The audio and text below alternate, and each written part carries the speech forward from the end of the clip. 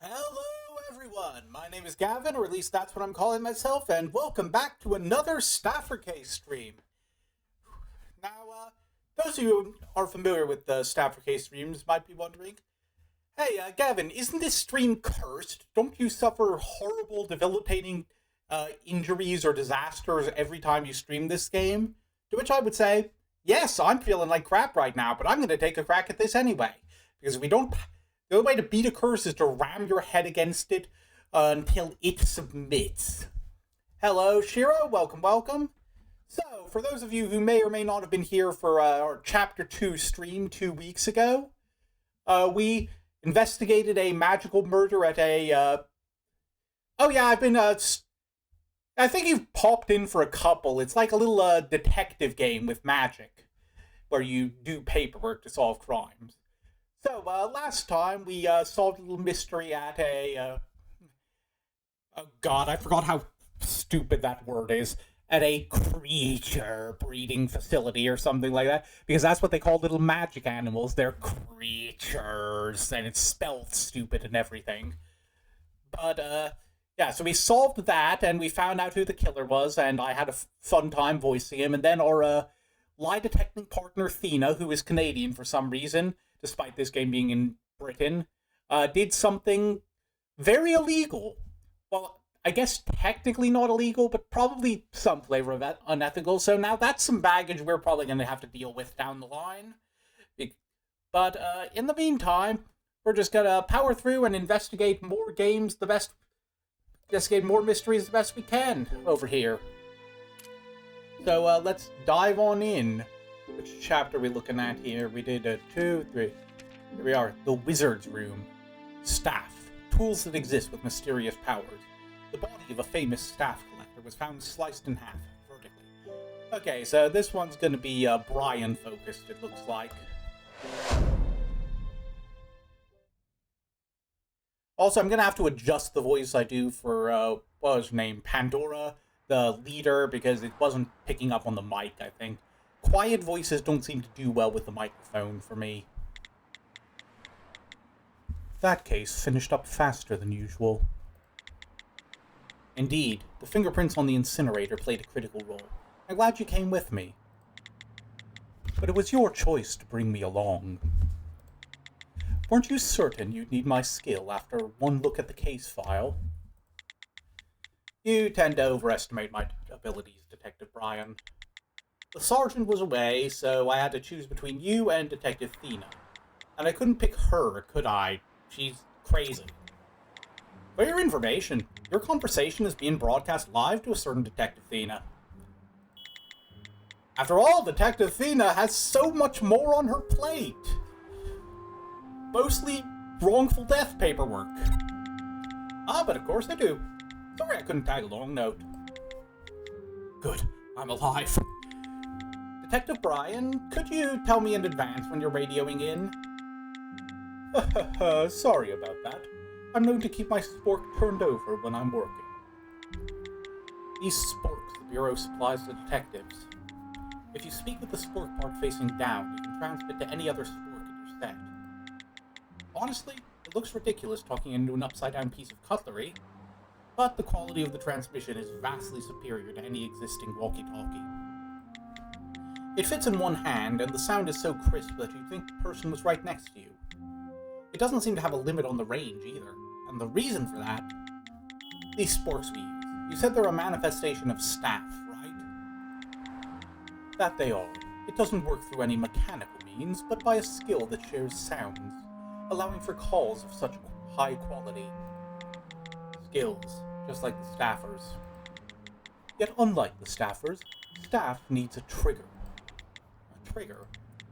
Note, as you may know, most staffers are able to will their power forth whenever they wish to. However, since staff is inanimate, a certain condition must be met for the skill to happen.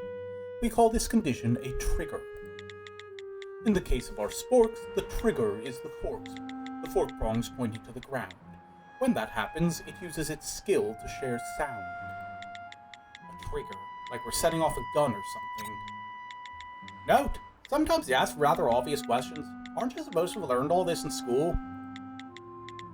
I couldn't go to school.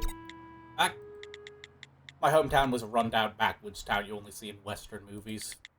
There was no one else my age in the whole town, so it wouldn't have made sense for them to have school. We had nothing resembling books either, so all I had to study was the local paper. Ah, uh, someone's come looking for me, so I have to end the call. Right, of course. I see. Then the information you had on phenomena was scant at best, since all you had to go on was what you were exposed to in your hometown. Indeed, and that's why I decided to come here and get a crash course in everything. Low-key, probably should have looked some of this stuff up, but I don't know, what year is it? It's London. Do they have the internet in Magic London? Yet, if you think about it the opposite way, you were able to reach the level you currently reside at from the worst of upbringings. After all, you've been able to solve these mana affairs cases after gaining a purely passable understanding of the phenomena in question. Again, don't overestimate my abilities. After all, I'm not even able to drive myself around yet. I think we can make some time for driving lessons, don't you agree? It's just, I feel bad asking the sergeant to drive me around all the time, and since I'm not a staffer, it's hard for me to solve cases by myself. I think you could manage, according to what I've heard at least. Heard from whom? Never mind that. But if you do think something will be difficult, do everything in your power, and then if you feel you need the help of a skill, simply call me in. You've got your own work, Detective Brian, so I feel bad calling you up all the time, too. Think nothing of it. Consider me a handy tool you can call upon whenever you need. Oh yeah, he's got, like, big self-worth issues. That was a thing. Huh? What exactly is that supposed to mean? You're right. That is a rather grandiose way of putting it. Grandiose, I think that's Rand's way of putting it. But if I might restate my point, I merely wish for you to trust me. Detective Brian, you have a habit of saying things in a rather unintelligible way at times. And you have a habit of speaking much too frankly at other times. Though it's not that noticeable when I'm beside Detective Thena and the Sergeant, Detective Brian is far from ordinary. Might I ask you a question? Right, of course. Why is it that you don't have a driver's license, yet you have a license to operate heavy machinery? That's a bit of a long story. I guess I'm not too ordinary myself.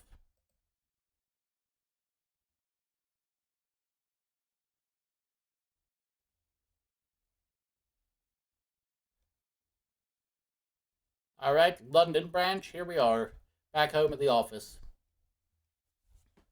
Oh yeah, these title cards take forever in this game. We're back! Hey Brian, you have a visitor. Ah, hello. Aha, you've arrived. I took everything you told me and organized it into this file. Wow, I had no idea you'd actually do all that. Honestly, I was expecting to get nothing but a stern talking to. With this, you'll be able to go about your daily life. But if you wish to attend a festival or of the sort... No, this is quite enough. The past 6 months have been difficult without this. Thanks to you, sir, I can get on with my new life. With my life. You have my gratitude. I hope to see you again if I get the chance. Well then, shall I make us a spot of tea to make the paperwork easier to swallow? Detective Thena, who was that? A staffer immigrant. No matter how hard life is here, there's no place with clear regulations for staffers in London. Plus, it's quite common for staffers to immigrate here from abroad, and many staffers at cold threat level and above have no choice but to live here. However, to engage in activities outside one's residence, it's required that the staffer acquire something like a bureau file first, and if an immigrant is top priority for an approval, that can take quite a long time. That's all quite unfortunate, but processing those files isn't Detective Brian's job, is it? Brian must have seen that woman causing a scene this morning at the front counter on the first floor. Then what happened? What do you mean? That was the end of it? I wager Brian just offered to help out of the blue. This may be my own twisted morals here, but don't you think the kindness Detective Brian shows to those around him is a bit much? I don't think it's a question of twisted morals. I think the Buddha himself would turn up his nose at Brian's meddling. No matter who's asking, that man will usually take on the favor. Usually? Uh-huh. Usually. Detective Brian, could you clap for me? Like this. No, with more fervor. Hmm? Or could you go buy me some pastries? Note. What pastries would you like exactly? Oh my god, he's a pushover. No way. I'll take a croissant. You get it yourself. That didn't work. Huh? Why didn't he listen to you? Call it karma. Did something happen to you in a past life? Indeed, it was when we decided to break things off between us. After that, I refused to fulfill a single one of Theda's requests. Ah, I see. However, what do you mean by broke things off exactly? Did we not tell you before? We were dating. Oh. That's an odd pair. Aha, I see. I had no idea. What was that? They were dating? These two? Is such a thing physically possible? I'm extremely curious what happened between them, but since I can't be sure of all the circumstances, I shouldn't pry. New case! Suit up, everyone! What horrible timing. Are all four of us going on this one? What sort of case do you have? I've got a photo of the crime scene right here, but I must warn you that it's quite gruesome. Come now, Pandy. It's not as though we don't see a body every day or two, and it's just a picture. Oh, no, get away! Shoo, shoo, shoo! In the picture, that body. Indeed, it was sliced in half. Vertically, at that. Remarkable. The victim's name was Peter Miller. How come we get all the stupid names and everyone else is named like Dave? He lived out on Dartford Road, and he was a rather well-known staff collector.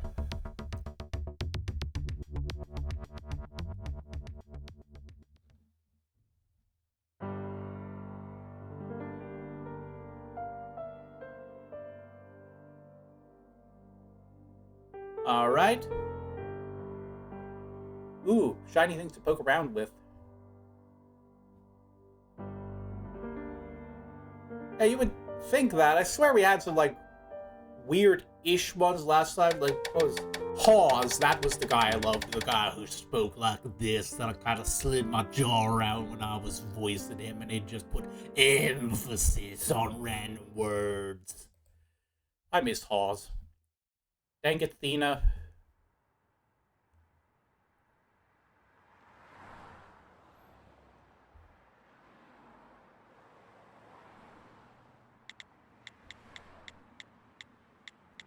Detective Brian, could you elaborate on what we were talking about before? What we were talking about before? Ah, about the case. You must not have heard the sergeant's explanation before. No, it's about... I understand. That photo did a number on me as well. I imagine you must have had a hard time focusing. I mean, you're not wrong. I see. If I had to summarize it all...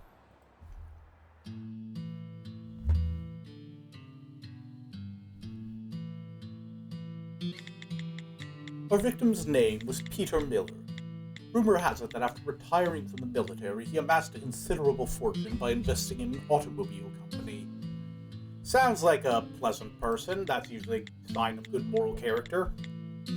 However, the reason his name spread through certain circles was because of his unique collection. He collected staff, right? Indeed, he did. It seems that his collection contains a number of unauthorized staff that has not been inspected by the Bureau. Unauthorized? Only staff inspected by the Bureau and labeled with a threat level of Bowie or under may be purchased by private citizens. Owning staff with a threat level of Colt or above is a crime. Thus, our victim may have dangerous items in his collection that have never been inspected. It seems as though bribery was enough to keep it from the ears of Bureau officials, yet his name is famous among collectors. Also, the victim was found splayed out this morning, just as he was in that picture. He was in front of the storage shed he keeps his collection of staff in.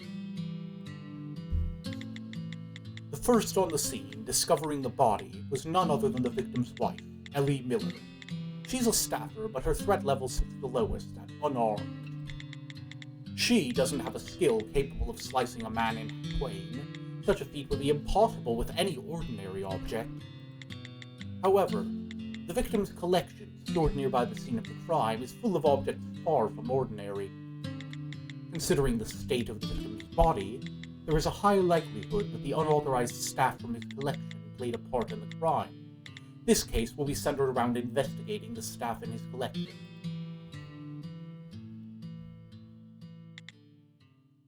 I was actually trying to inquire about his relationship with Detective Thena, but he is correct in his claim that this is no ordinary case. It's clear that this is different from any case I've ever experienced. Let's get rid of these idle thoughts for now and focus on the case. After all, I am a detective. Were you perhaps not asking about the case, but talking about my relationship with Thena that we mentioned before? If you're curious about that, it's not exactly a secret. Shall I fill you in? Sure! Alright, I'll tell you right after we've finished with our investigation. After all, we've arrived at the scene of the crime. Alright. To be perfectly frank, I had no idea you wanted to hear about it so badly. I imagined you wouldn't be all that interested. But I am. In fact, I've found my interest to be growing recently.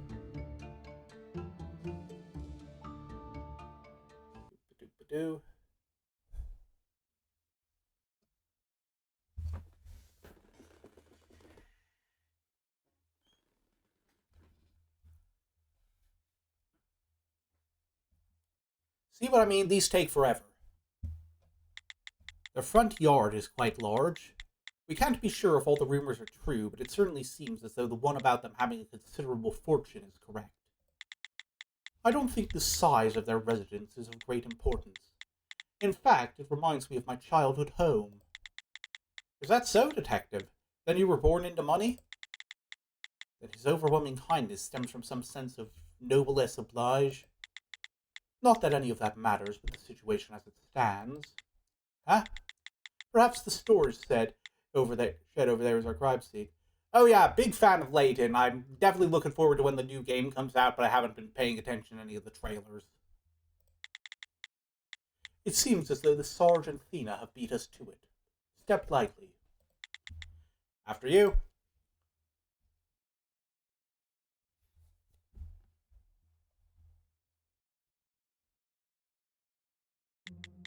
Ah, you're here! Sergeant, is this our crime scene? It is! You saw it in the picture before, yes? Yes, though I'm trying to erase what I saw from my memory. I've seen mutilated and dismembered bodies before, but this was the first time I've seen one sliced through vertically. And that means she's seen one sawed in half horizontally. Even if it was a person who did this to our victim, cutting a body in half vertically would not have been easy. It's fair to say that there must have been a reason for doing this to the body. There's something that caught my eye before. Maybe this balloon-like outfit the victim was wearing? Protective... Oh, sorry, 1 second. I need to hit a good voice for Red Fins, because I was like trying to do kind of a quieter noble, kind of going for a Kyoko Kirigiri voice, but the microphone was... like, the noise cancelling on the mic was cutting it off because I was too quiet, I guess. It's a protective suit. I heard that he always wore that when he entered the storage shed where he kept his staff. That shows us just how dangerous the items here are. That's right. Let's begin our investigation here. Note, Brian and I will take care of investigating the area around the body. I'd like to get a trace photo and complete the memory survey at the same time. Do you think you can handle that? Sure, shouldn't be too difficult. Then we'll leave that to you. Let's get right to it! We've got at least 2 other places to investigate waiting for us. I don't know why I'm making her so excited. I'm just running out of female voices vaguely female voices I can do. Alright, let's check out the clothes. This is horrible. Even without the body, just the trace left behind can help me envision the scene. Probably even more so, because I got a good look at that picture before. Right, that. It was quite rough.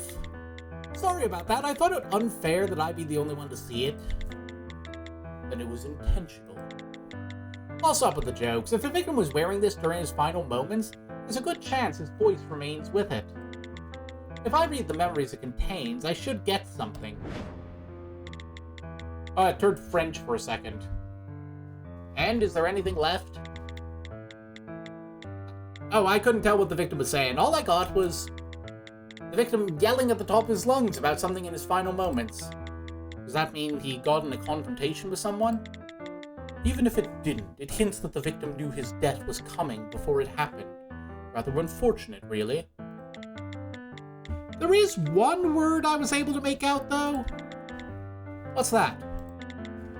Clean. Clean? Yes, clean.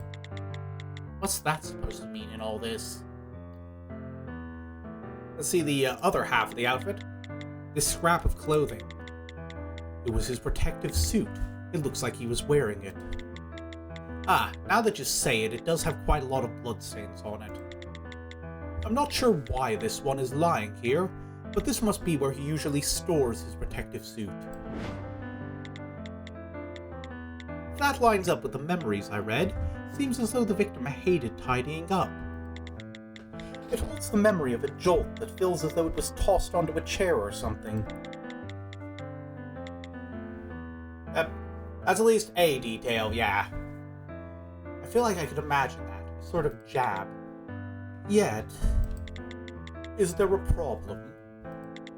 The way that this protective suit seems to have been tossed away feels a bit unnatural. It's like the victim was in the middle of putting on the suit when he missed a step, and it was thrown off. I know my explanation isn't doing much to help you understand. I must admit, it's hard for me to wrap my head around what you felt. For now, just write down that the movements felt unnatural. Alright? And also, what happened to this suit all of a sudden? Did he do something to it? From the memories I received, it was as if it blew up like a balloon. I imagine it must have inflated to absorb a shock and protect its wearer. Sounds like one of those airbags you find in expensive cars, no? From the look of it, it's been ripped in half, so we'd only hear the sound of all that air escaping. Even with such a function, I think it's safe to say it failed to protect the victim. Okay, what else we got? Door? Pretty old door. The house looks quite nice, so why not get a nicer door over here? There's a sound here. The voice of a younger woman. A woman? That's probably the victim's wife. Can you make out what she's saying? She's angry at someone. She said, "You can live in there for the rest of your life." Then I heard a hard collision. You can live in there for the rest of your life? What's that supposed to mean? Sounds like a parent yelling at a child during their trip to the market. Don't you agree? You think? I didn't have any parents to yell at me, so I wouldn't know. Because I'm an orphan, in case you forgot, Brian. Have I mentioned my parents died, Brian? Have you mentioned that I've never known a mother's love, Brian? Sorry, my mistake. Why is he apologizing? It's sadder that you aren't more mindful of what you're saying. The footprints left behind are from our victim and his wife. And also, there are footprints from someone we don't have any information on yet, Sarge. We have an unidentified person. What are we supposed to do with that? What do you think? We leave the name blank and figure out who's the owner of said footprints. This is a good sign of things to come. We have a suspect besides our single witness. When were the prints made? Right at the stroke of midnight. Midnight. They were up in the middle of the night. People were out here that late. Right, I think that's everything, so we'll probably begin transition here soon. Is that everything? Note, the documents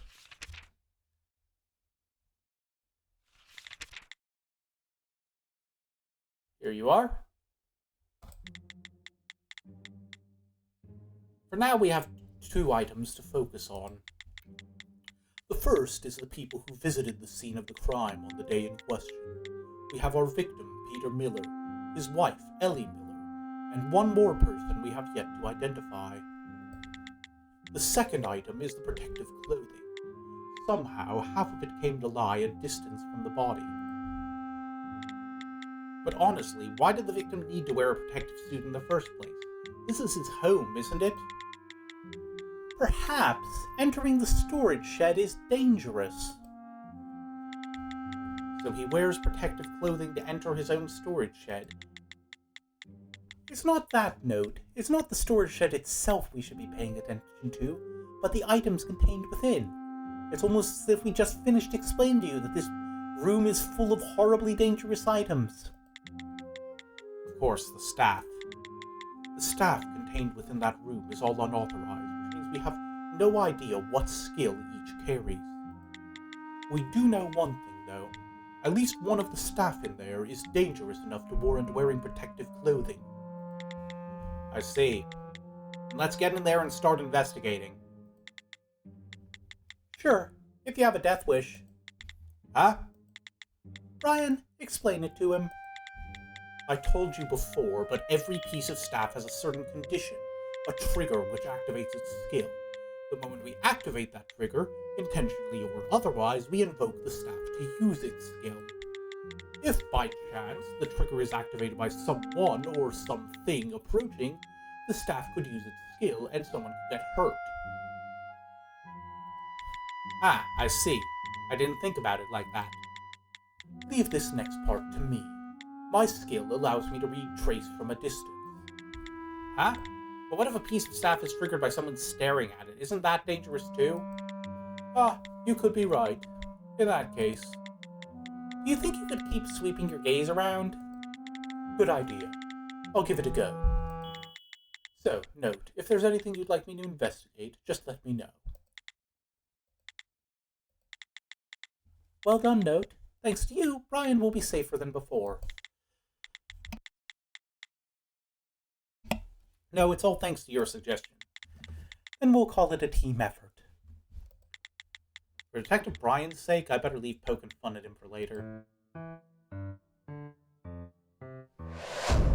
He's doing the little pee-pee dance. Alright, let's look at the death note first. There's a black notebook over there. Is that staff as well? Thoughts on that notebook, Note? Well, since it's on display, it's gotta be staff. Is that all? Unlike the other staff in this room, there are no red markings on it. Or maybe there's somewhere we can't see. Could be. So that's notes on the notebook for you. Yep. Aren't you holding back well? What do you mean? There are fingerprints on it, but they're different from the victim's and his wife's. I don't see anything that matches the documents you brought along either. Perhaps they were made by the same person who made those footprints. We could assume so, but there's something that concerns me about them. These prints were made at 1 a.m. The footprints outside were left at midnight. If the owner of those footprints touched that notebook, then our suspect was in here for over an hour. What was the person doing all that time? The only footprints inside belonged to the victim. No, that's not right. I see prints from one more person. Whose are they? I don't know whose, but they're a match to the footprints we found outside the storage shed. And our suspect entered the storage area as well. Rather suspicious, don't you think? When were the footprints left? Midnight, same as the ones out front. The owner of these footprints didn't stay very long. So at that time, there was a third person on the premises. Let's check the weird hand. What is art exactly? That is quite the philosophical question. But if we were to give such a question its due, that would require a great deal of time. How about we hold that discussion for next time? I'd rather not open that can of worms. Shall we call this thing a statue, then? And since it's on display here, its staff. The hand is clutching a golden object. That could be interpreted a number of ways. That red pattern. I see a number of similar markings in here. What do they mean, then? That's a phonograph, right? This is the first time I'm seeing one in a person's home. That's because this model comes with quite the high price tag. I doubt it's just for listening to music. Since it's on display here, does that make it staff? It's an antique, but I see the victim's handprints on it. Good you can see that so well, though we still don't know what skill it carries. Is there no trace that stands out to you? I see one thing that strikes me as unusual, but I can't quite make it out. What's that? There's a small gap in the wooden part of the phonograph. Oh, really? I can't make that out with my eyes. Hidden compartment, calling it now, hidden compartment. It's quite small. I believe it would be hard for anyone to make out without my skill. But the fact that it's trace might mean that you can make the gap bigger. Could it perhaps be opened like a box? Let's check the door. This door has been taped open so it won't close. It seems it was taped open to keep the scene how it was found. The most recent prints on the door were made by Ellie Miller, the person who discovered the body, right? This door, there's a bit of red on it. Is it some sort of marking? Yes, but it's much more simple than the markings on the staff. Are these patterns supposed to mean something? The lot behind the storage shed is overgrown with grass and weeds. Must be a hard area to maintain. If I were him, I'd be worried that overgrowth might somehow find its way inside. Well, that's hardly our problem. Anything worth noting? That is rather surprising. I thought I might find the victim's fingerprints over there, but the only prints are from the victim's wife, Ellie Miller. Does that mean the victim's wife frequents this building too? That I can't tell you. Only the latest prints of hers remain.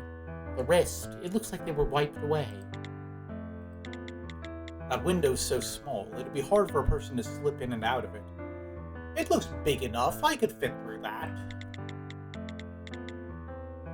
Still, something about it bothers me. Okay, we're moving on now. Done our investigation. Gonna talk to some peoples. Any day now. Are we stuck? There we go. Out of everything we've investigated thus far, the most suspicious finding is the footprints of our unidentified suspect. There's nothing else that particularly stands out. There's one thing that bears remembering, though. There may be hints about the triggers somewhere. Just in case, I'll take a normal picture of the interior, too. Andy, help! I can't handle this by myself! I had a feeling. You're such a meanie. I'll be right there, Athena. Hold on just a little bit longer. Sarge, speaking of Athena, where is she exactly? Athena's investigating a different crime scene. A different crime scene? Didn't I say before, there were two places to be investigated? One was the interior of this shed, and the other is elsewhere. But another crime scene? Isn't the body right here? Well, half of it is. Where do you think the other half of the corpse went? Plot development.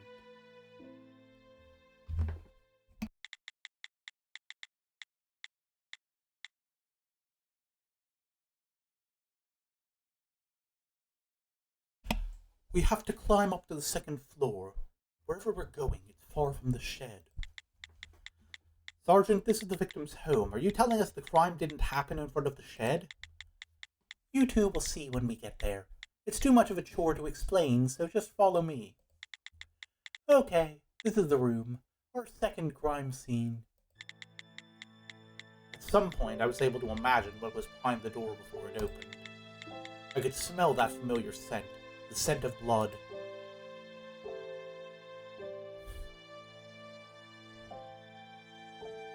Oh, there we go, nice work on the Chowcat line. Indeed, one thing's for certain, this is a crime scene. Is this the victim's bedroom? And that on the bed is... Right, this is where the other half of the body was found. Detective Thena! I've been combing the area, doing what I can, but I have no idea what happened here. I imagine you two would see something else using your skills, right? No, are you ready? Yes, let's start our investigation of the room. Okay, more investigation time. Let's see here. Obvious place to start is the body, once it actually lets me click on things. The half of the corpse on the bed was moved 2 hours ago. That was probably when the police came to cart away the body. I apologize, but I think that's all my skill set can tell you. Then I shall read the memories this bed may have for us. Oh! Sergeant, did you uncover something? I did! But it wouldn't be right to go into details about it. Oh, dang, the Miller... What was it? The Millers? That was their names, right? They were a... Yeah. They had a very active life, apparently. Huh? Why's that? It's a matter of privacy in regards to the victim and his wife. Ah. Still, it was an unexpectedly rich piece of information to harvest. Excuse me? Now we know there were no bad feelings festering in the bedroom.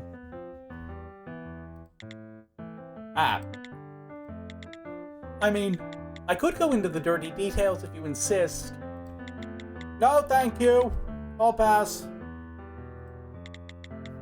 Is there anything in this drawer? Ah, that one. I checked it out earlier, but I only found an empty notebook note. I see. Again, doing well at restraining yourself. How have you been expecting me to react? Hold up. This notebook. The first page was torn out. There may have been something important written there. Whatever was on that page, it's been there long enough that the notebook holds no memory of it.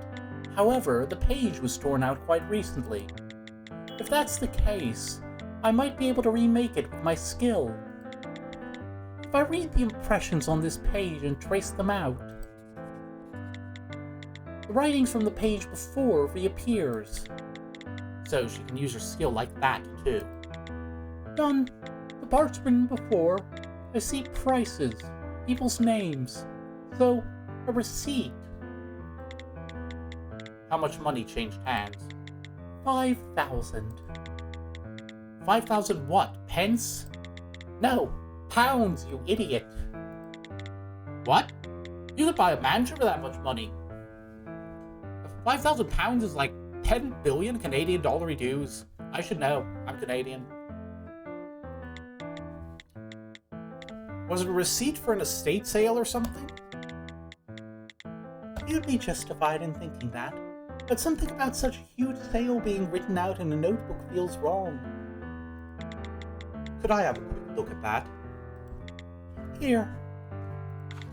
The only prints left on this receipt belong to our victim. They're over 5 months old at that. So over 5 months ago, someone made a sale for something worth 5,000 pounds. That's right. And our other party in the sale was Zad Vering. Zad Vering. I should remember the name. Okay, now we're getting into the weird names. Like, not as insane as, like, whatever, like, Pandora Redfins or whatever this bitch's name is, but we're getting there. Ooh, got a watch. It's a pocket watch. Looks rather expensive, no? The victim's fingerprints are all over it. Was it his? Considering the time of the last prints, he used it this morning, too. Then why is it here? True, a man normally keeps such a thing on his person. Hold on a minute. The hour hand, it's reading 7 hours too early. Is Is it broken? But you just said it was used this morning. Did someone mess with it on purpose? No, that's not it. It has no memory of being manually wound backward. Then is it really broken? What would have broken it? Okay, hear me out. Crazy theory here going... I've been watching too much of... I'm not sure how you pronounce her name. It's like Crystal with a gajillion A's over on YouTube. I've been putting her streams on while I'm working. But I'm going to take a page from her book and come up with an insane bullshit theory. There's a staff in the warehouse that sends an area of a space in front of it back in time. And also teleports it, I guess. Or like it resets something to a previous point. Oh no, that's it. It resets whatever's in front of it to a point, what was it, like 7 hours earlier? It's like supposed to be like a... 7 hours earlier. So the killer activated while the victim was standing exactly on the border of its range, and so half of his body stayed in the shed, and the other half of it got sent back in time 7 hours to when he was in bed. I am a genius. Like, I'm probably wrong, but if I'm right, I'm going to lord this over everyone forever.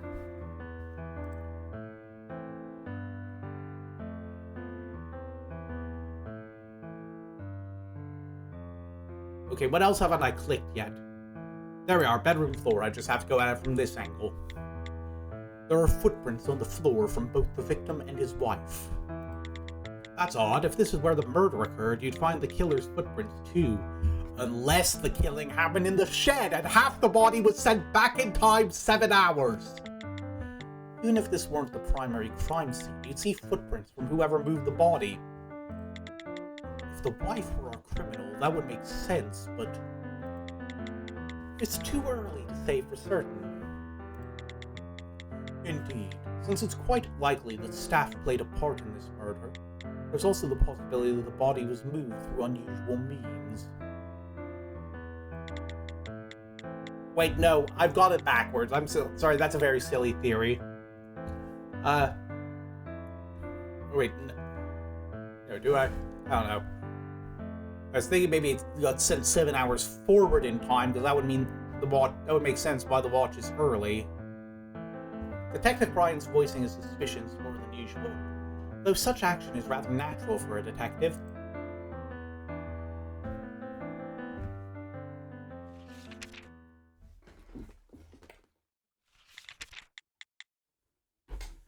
Shall we call it there? So, did you learn anything new? I learned plenty new. I learned new ways to dispose of bodies. You could just cut it up and put it more places. Usually I just file a report and then it disappears forever and all the witnesses move out of the country. There are parts I find suspect, but the thing that bothers me most is the trace left on the floor. Indeed, you're talking about the footprints. You talked about them just a moment before, no? Which set is suspicious, the victim's or his wife's? That's not the issue here. The problem is that there isn't another set. What? The most remarkable feature of this case is the fact that the victim's body is in 2 different places.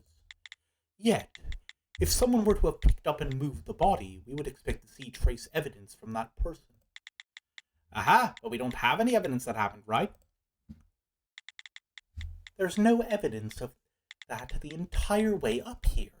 At the very least, we can say for certain that the body was moved by no ordinary means.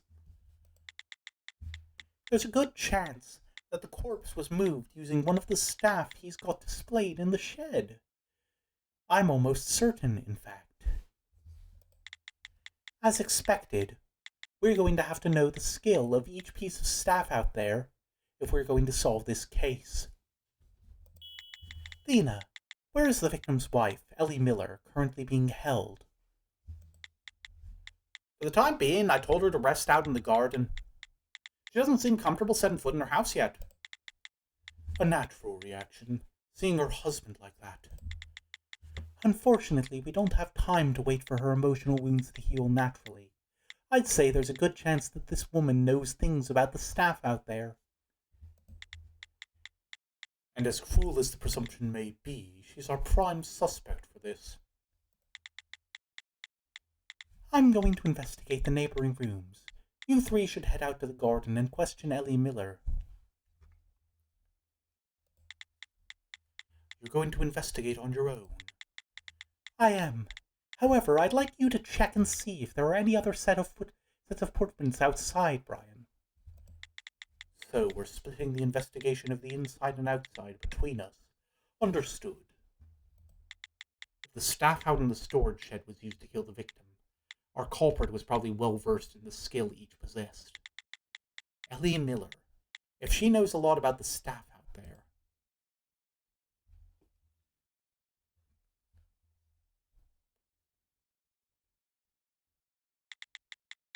Detective Thena, what sort of person is the victim's wife? Well, I did get a small chance to talk with her, but I couldn't understand a word that was coming out of her mouth.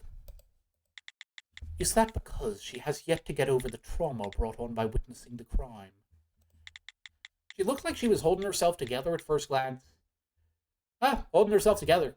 Guess the victim should have done that. Then maybe he wouldn't be in two pieces. I've had enough of this. If you like that place so much, you can live in there for the rest of your life. Hey, do you think the person shouting over by the storage shed is... I take back what I said about her holding it together.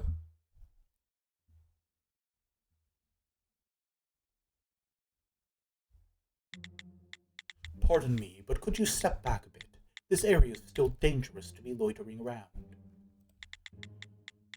Are you another one from the Bureau? Miss Ellie Miller, I presume. What were you saying just a moment ago? Whatever do you mean? Just a moment ago we heard, I have no idea what you're implying. That's because you didn't let me finish. To be frank, Mrs. Miller, call me Ellie. Or Elle. To be frank, Elle, we have a few questions we'd like to ask. As my colleague said, this place is dangerous, so how about we sit down and have a chat somewhere? Would you like to? We have a table and some chairs set up at the east side of the garden. Shall we head that way? Phew, sounds good.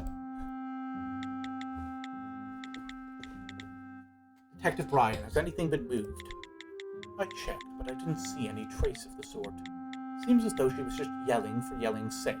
Okay, so either there's a staff in here that has a trigger requiring her to scream at it and say that exact thing, because that was on the report, or the phonograph here played a recording of her voice, and that brought her here for some reason. You think so? Or maybe the photograph moved her through time, just like it moved half of the victim's body through time. So, what is it you wished to ask about? We have some questions regarding the staff in that shed we were just in. I do apologize, but I don't know much about my husband's collection, so I don't think I'll be of much help. We're not looking for a professional opinion or anything. Even the most basic information would be a good start. I'm terribly sorry, but I don't know the first thing about staff. Yet it was your husband's hobby to collect it. Are you certain you know nothing about it? Perhaps the two of you? Have you ever been married, sir? Ma'am, my name is No Trick. I get 0 bitches. Me? No. Then consider this a learning opportunity. The key to a happy marriage is keeping your nose out of your spouse's affairs. See, I thought it was, healthy communication, but I guess the opposite of that makes sense, too. Wouldn't most people say the opposite? Yep, see? Then again, he is named No Trick. He gets no bitches. Even in marriage, a relationship is between two separate individuals. Once the two come to live together, they begin to show each other all the unpleasantries they were able to keep hidden while they were courting. As they do, all the affection they had built up pops like a bubble. Out of those unpleasantries, nothing is more off-putting than a husband's crazy hobbies. For staff, it was rare minerals, and I thought I was going to lose my mind with how he would go on and on about them all day. That was when I put my foot down. I made the decision that personal hobbies would remain just that, personal. Thus, it's quite the given that I know nothing of staff. After that decision, my husband and I grew closer. Others grew envious of the harmonious marriage we were able to maintain. Do you see now? I guess your point that you know nothing about staff, at least. Partially your fault she went on like that note. She lost her husband today. You have to consider a person's emotional state before you toss out your questions. Like, no one ever considers my emotional state when they're asking me questions like, who are you? How did you get into my house? Please put the gun down. I mean, that one isn't a question, but usually, it might be. Usually I shoot them before they can get out a question mark. She doesn't seem to be grieving all that much. Well then, could you give us a statement regarding the time and circumstances of your coming upon the body? I know it must be hard for you, but it would be a great help. A statement? I already told everything to your colleague here. Was that what you were talking about? I was listening, but isn't there anything new you'd like to add?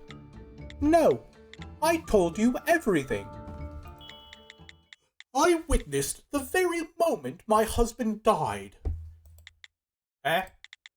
Detective Thena, why didn't you share such an important piece of evidence with us? About that, you'll understand when you hear it from her. And there's a reason behind your actions.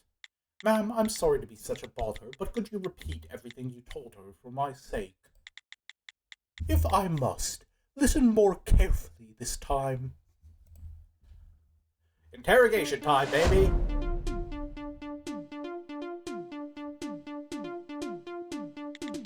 I was having a conversation with my husband in front of that shed at 5 o'clock in the morning.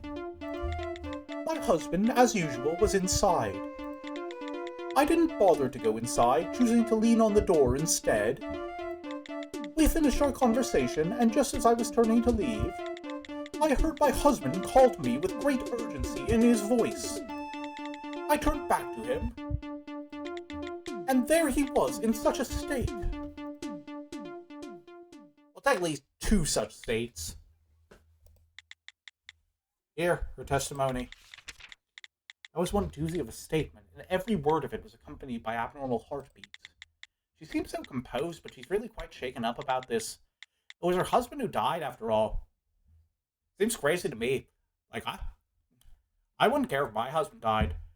I'd just hide the arsenic and go away and go on vacation to Tahiti. It's no wonder such a statement came as a shock to you, Detective Thena. Told you?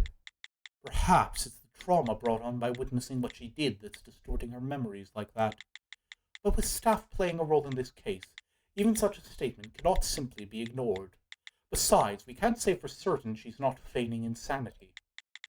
True, I've seen my fair share of statements that don't make much sense in the cases I've taken thus far. But there is a possibility she's speaking utter nonsense, right? If that were the case, then she'd be insane. And if she's insane, then she's a danger to me.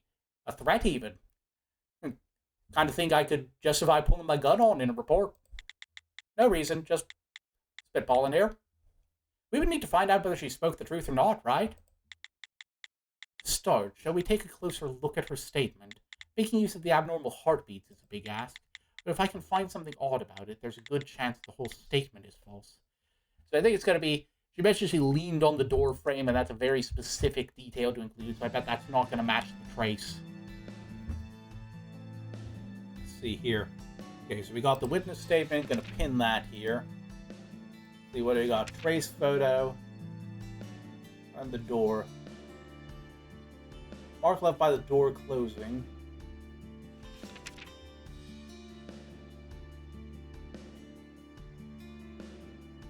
Okay, yeah, she leaned on the door. Oh yeah, she's got her, there's gotta be her fingerprints somewhere here.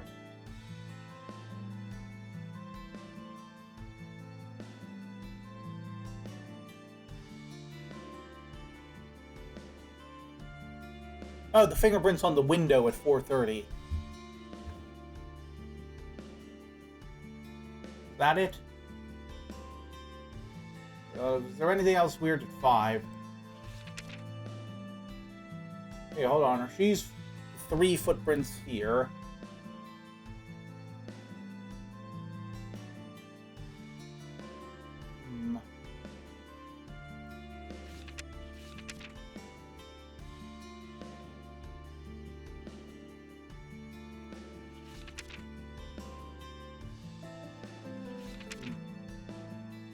Hold on.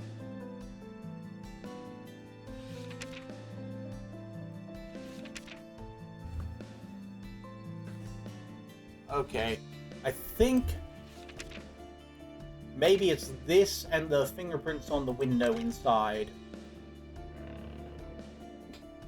So she was in there before.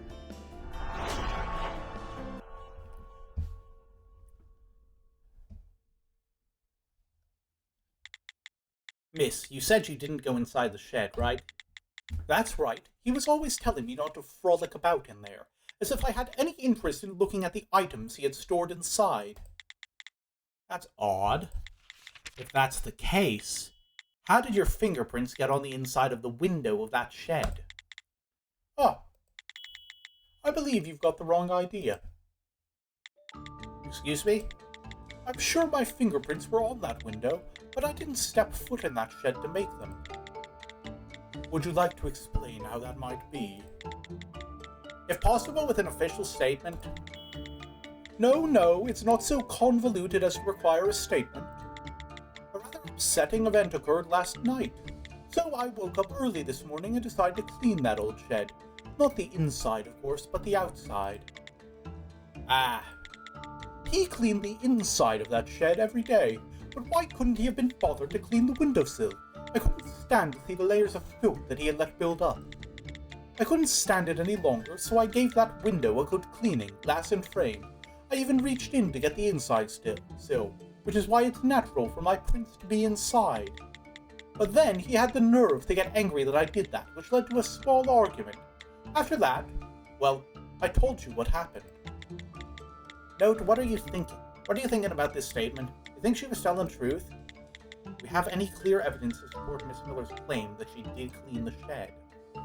Let's take a look. Tick-tock, tick-tock, tick-tock.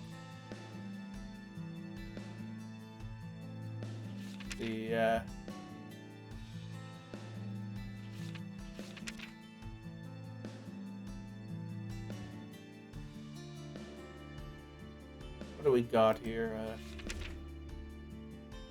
Here we are, the clean.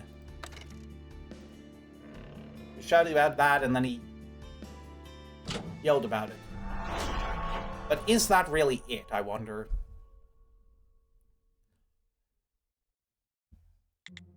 I think her statement may be true. Oh, and why's that? I imagine Detective Bryan will know why that is.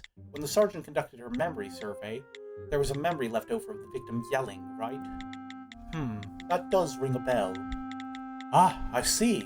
And there was a single word she was able to make out. Right. Clean. The victim got angry that Mrs. Miller went and cleaned the room without asking him. Acting like a teenager going through puberty, if you ask me. Unless one of the staff in this shed is triggered by cleaning dust off of something. And that staff is the one that sent half of the victim's body back in time 7 hours. This clue, it fits with her claim that our victim barred his wife from entering his storage area. I really don't get it. If two people are in love, wouldn't they want to share more about themselves? No, note. Love and dependence are two very different things. I read that in a magazine. I still don't get all that, but if the victim had lashed out, I understand why Mrs. Miller didn't know anything about staff. That's as far as we can trust Mrs. Miller's statement, though. I have no choice but to doubt what comes after. Then we're in a bit of a pickle here. Ah, Sergeant. She knows nothing about the staff in there, and her statement is garbage. In conclusion, there is no information to be gained from Ellie Miller. So, what now? We're out of places to investigate, too. We have 2 options open to us. One would be to hand this off to materials. Materials? That's the department of the Bureau that specializes in analyzing staff. After all, it's dangerous for us to go poking around a bunch of unauthorized staff when we don't know what skills they hold. It would be easier to leave that to the professionals. But if we do that, this case will be completely out of our hands. No matter what information materials may glean off this case, it will be property of the Bureau.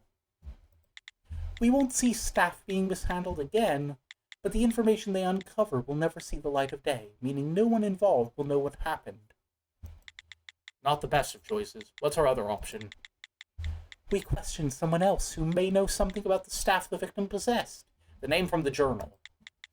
Do we have someone we could question? The victim kept everything a secret from his own wife. Well, what do you think, Note? Someone who might know about the staff the victim had in his possession. Do we have any information on such a person? Alright, we know what this is, the journal, right?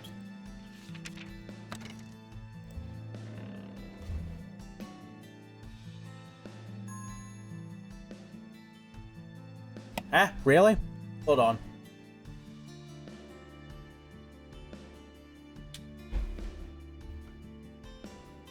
Okay, who else do we got?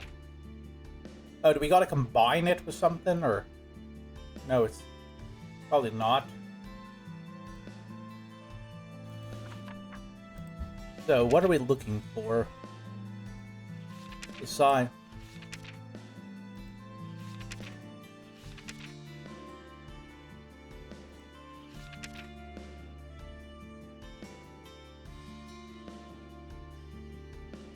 I thought it would be Zad Varing.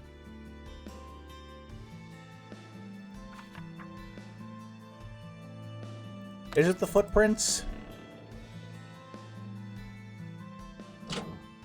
Okay, I guess instead of picking the very obvious name that we have a lead on, we are supposed to pick the random unidentified footprints. Someone who might know about the staff on display. I can think of one person. Oh, of course you can. Who is it? I don't know, but that makes it all the more suspicious. Eh? Of course, the other set of footprints inside the storage shed. That's right. Besides the victim's footprints, we found one more set of unidentified prints inside. True, but how do you know that this person knows enough about the staff? The victim barred his wife from entering his storage shed, which is why her footprints are nowhere to be seen. However, our unidentified person's prints are all over the inside of the building. Approaching staff without knowing about its skill, that's incredibly risky. If there's someone willing to approach the staff on display without a moment's hesitation, it's incredibly likely that said person knows about the staff's skill. Guess that works. Yeah, sure, that's logical.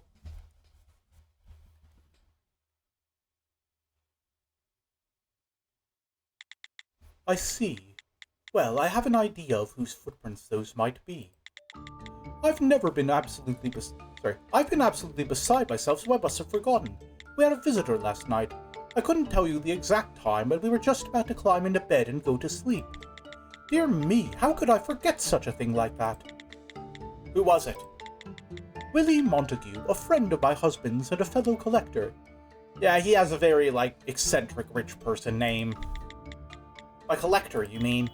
A staff collector, of course. Come to think of it, my late husband's interest in collecting staff was probably influenced by that man. There was only one set of footprints left at night. I believe it would be correct to assume that those footprints were left by this Willie Montague. Ma'am, would you perhaps know his address? Indeed I do. He lives quite close. Thank you for the information. Then that settles it. Shall we go find the owner of those prints and question him? I was leaning toward handing this one off to materials and taking a break, but it seems we must be bothered to carry on. Don't make me laugh. I've never seen you hand off a single case. There's always been one person vehemently opposed to the idea. Well then, it seems our next objective is to find Willie Montague and find out about the 3 pieces of staff we have in this storage shed. What's wrong? Hearing you say that, I just realized something. I only see 3 pieces of staff in there. But I remember him saying something when he purchased those pieces. He said something like, "What luck to happen upon 4 pieces of staff this rare. Ooh, we got one missing. One that could potentially send half of a corpse back in time 7 hours!" Of course, we had just moved here, and I may have misheard him in all that clatter. 4 pieces of staff? If what he says is true, could there be more than one? Could there be one more piece of staff floating around somewhere?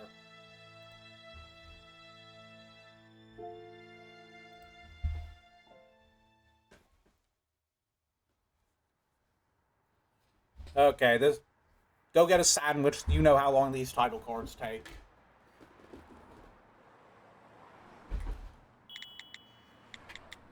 Oh yeah, was the inside of this car always this nice? You had to ride in the sergeant's car, huh? I really thought it was going to be crushed in there. It was a rather traumatic experience. Brian must have shoved himself in between all those files. But, we could have fit a 3rd person in here. He must have worried about leaving Pandy behind or lonesome. He's so polite it bothers me. Detective Thena, I've been meaning to ask you something. Ah, about dating and breaking up with Brian? Like your curiosity, huh? How'd you know I was going to ask? I can tell from the look on your face. I am the head of interrogations, after all. It'd be nice to see some of these abilities during our actual cases. Note, you must not have a polite bone in your body. You know you're not supposed to pry into long-dead relationships, don't you? No good prying into anything long-dead. That's what I always say when people come asking about that witness I interrogated 3 weeks ago who was very rude to me. Is that so? Sorry, I'm not very knowledgeable when it comes to relationships. Like I said before, there was no one else my age in my hometown, so the only love stories I heard were from those in their 40s. And also, let me stop you there. Sorry, I shouldn't just cut you off like that. Why is Detective Thena always apologizing when I start talking about my hometown? So, he and I have known each other for quite a while. We were at the Stafford Training Center at the same time, but we only started dating after I transferred to this division. You know, after I cut back on the murdering. A Stafford Training Center. I've heard about it once before. I wonder what sort of place it is. Did we start dating right after I transferred? Anyway, we were together for about a year. We didn't separate over anything in particular. It's just, I didn't feel all that special when I was around him. He's so nice to everyone around him, right? Then imagine, whether it's his lover or some random person he just met on the street, he treats you the same. I wanted to be his everything. And I could really only kill so many other random people he talked to on the street before lost the thrill. So. Is that the place? No, do you see the building with the blue roof over there? I think that's Montague's apartment building. Oh yeah, I think you're right. The address is the same as the one Mrs. Miller wrote down. However, the building's way older than I imagined. Well, collectors like old stuff, right?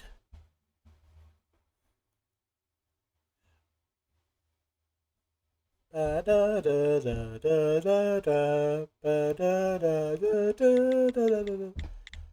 then, I guess we can just waltz right in since the doors are wide open. Thena, I saw you shoot the lock. Well, I guess we can waltz right in since the door's wide open. But where is he? Is this the right room? Or, no, did he find out we were coming and run? If that were the case, he'd be making our job easier by confirming he's our guy. Tracking him down would fall down to the blokes of the probation's office. Lucky bastards. For now, let's wait for Detective Brian and the sergeant to get here. Their investigation might turn something up. Yes, I guess it might. I just felt a slight vibration coming from that corner. Yeah, you look like a Willie Montague. Hold on, I gotta figure out a voice for this guy, but... Okay.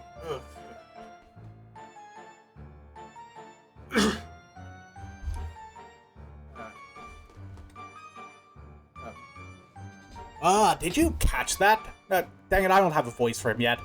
Did you catch that? Not bad. Where did you come from? I didn't see anyone over there. This cape is a piece of staff able to make its wearer invisible for 1.3 seconds. Staff? But isn't that a rather short period to be invisible? It is.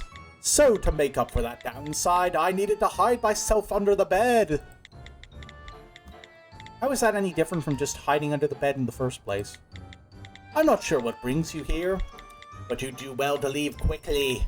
I've got 15 pieces of staff that I'm quite proud of, all ready to be triggered. Ahaha, well, this one's ready to go off at any second too. Sound good to you?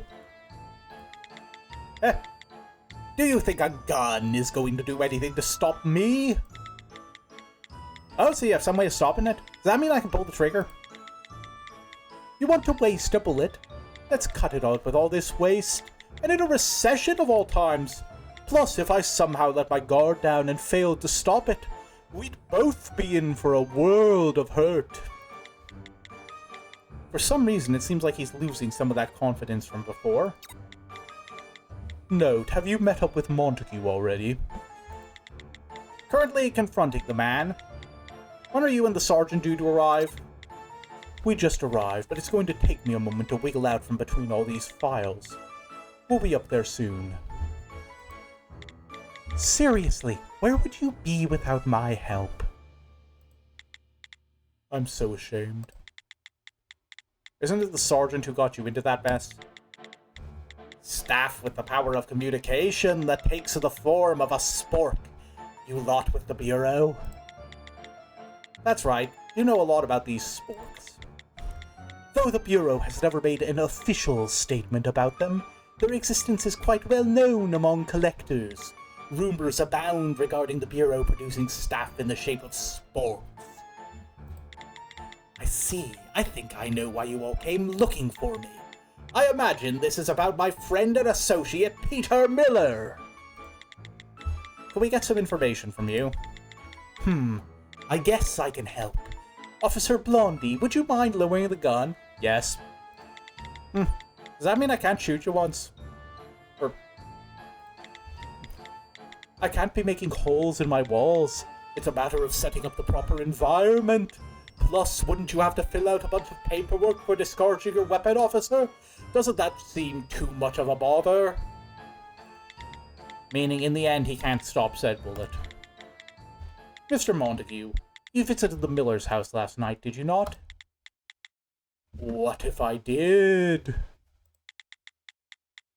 Then we have no choice but to label you a suspect in our case.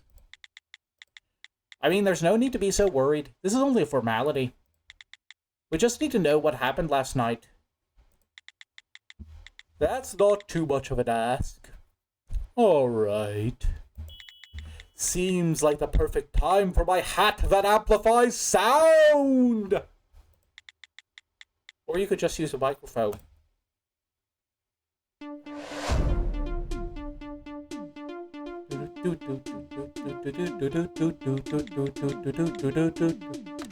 Is it not picking up my voice again? Okay, there we go. Thought my mic was frozen for a second there. Last night I went to see Peter.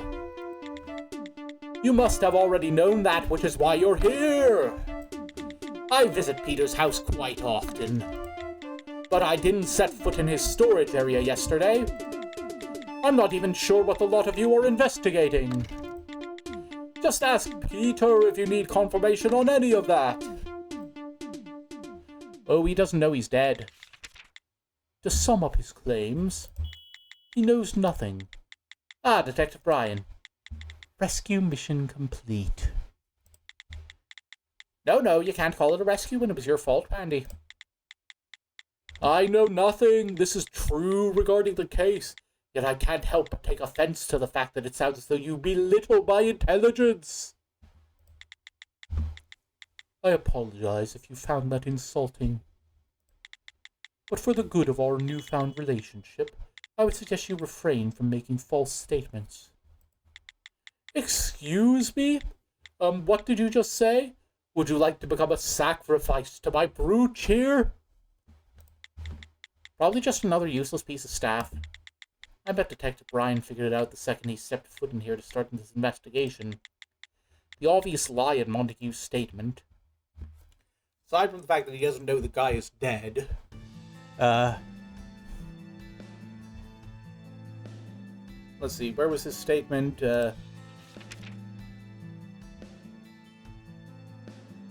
Yep. Obvious here.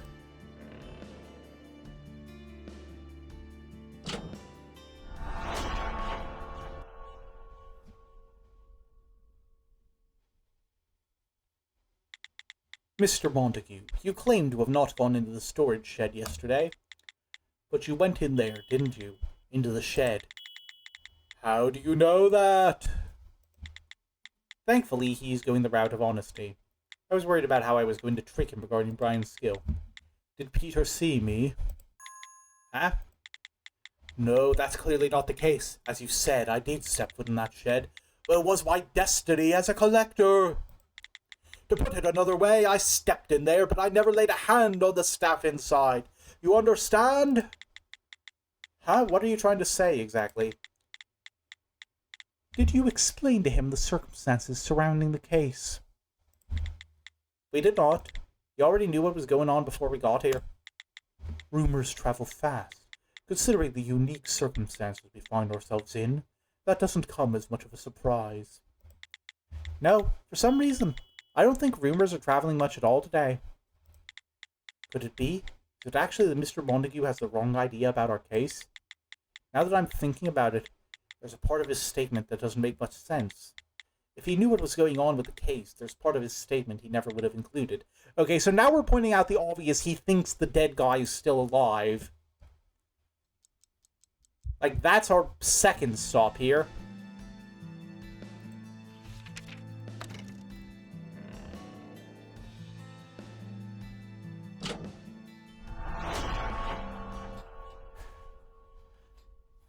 See, Mr. Montague, we can't ask Peter because Peter is dead because you sent half of his body 7 hours back in time.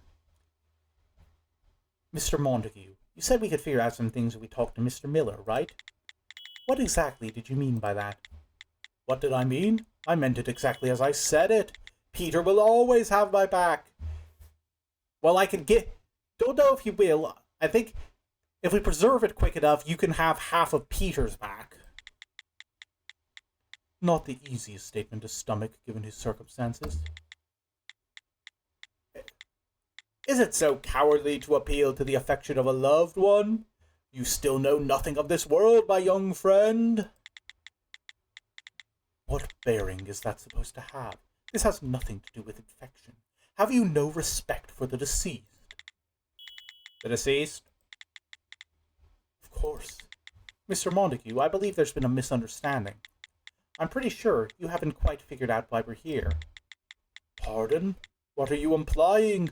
I'm quite sure you mentioned you were here to investigate Peter's case. That part is correct. However, this case is about the body that was found this morning. This is no matter of petty theft. A body? Whose? No, hold on a moment. What's going on? Isn't it a bit late to be surprised about that? No, that's the proper response.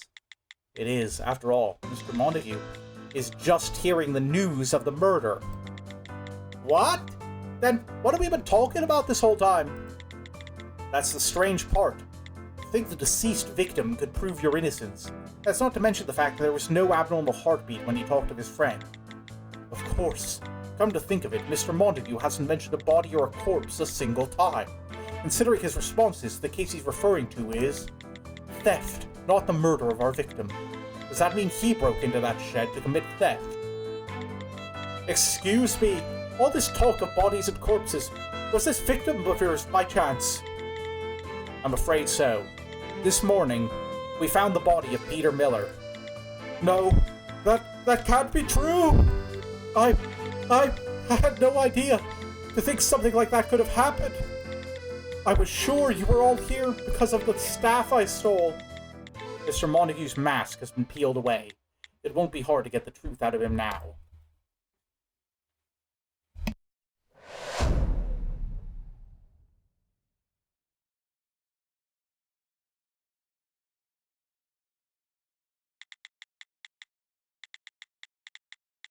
Okay, needed a quick water break there.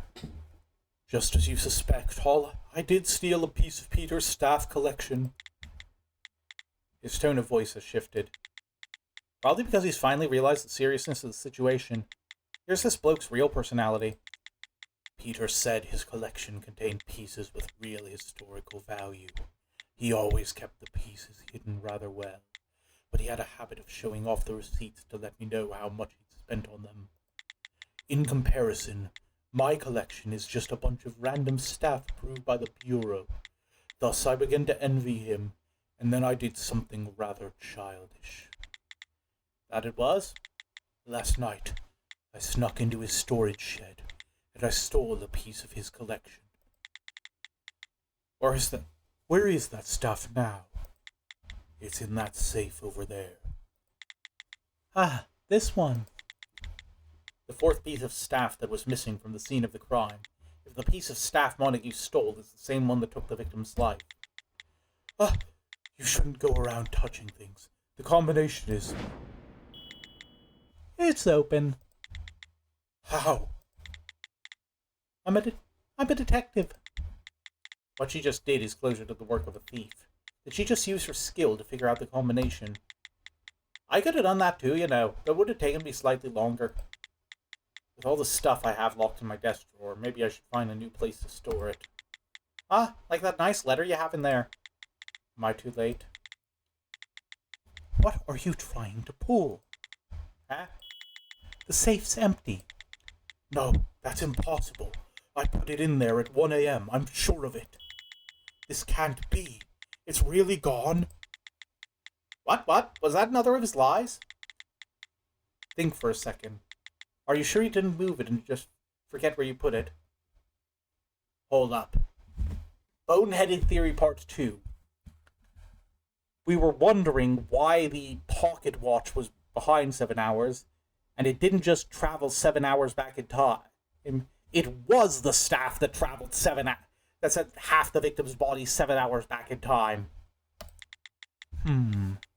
I do believe everything up until putting it in the safe at 1 o'clock is telling the truth. I see. Then there's evidence that the object was in here at 1 a.m. I see. Then that means they picked up trace that shows the safe was opened at 1. Mr. Montague, are you sure you placed the stolen staff in the safe after you opened it? I'm, pretty sure. Seems like your memory of that is a bit blurry. Then would you mind giving a statement about the theft of the staff and returning home with it? That may jog your memory. All right, I'll try to remember.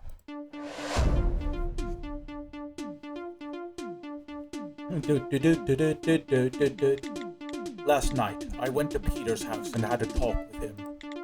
Then, when Peter got up to relieve himself, I snuck into his storage shed.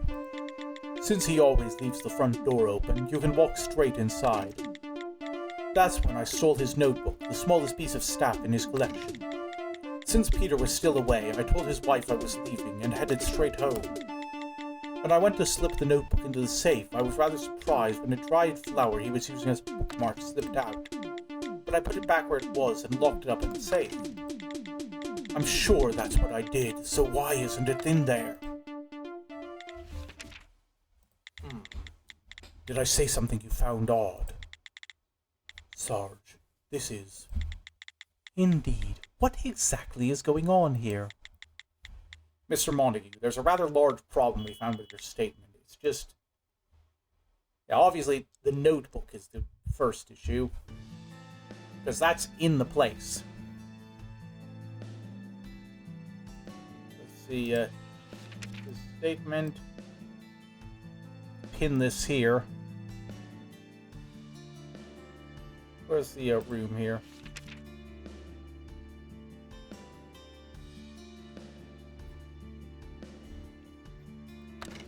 So the notebook got back here somehow.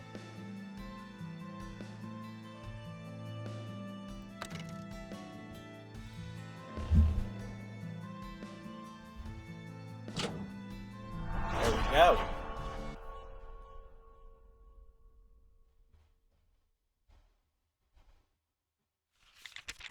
The notebook in this picture. It's the one you stole, yes?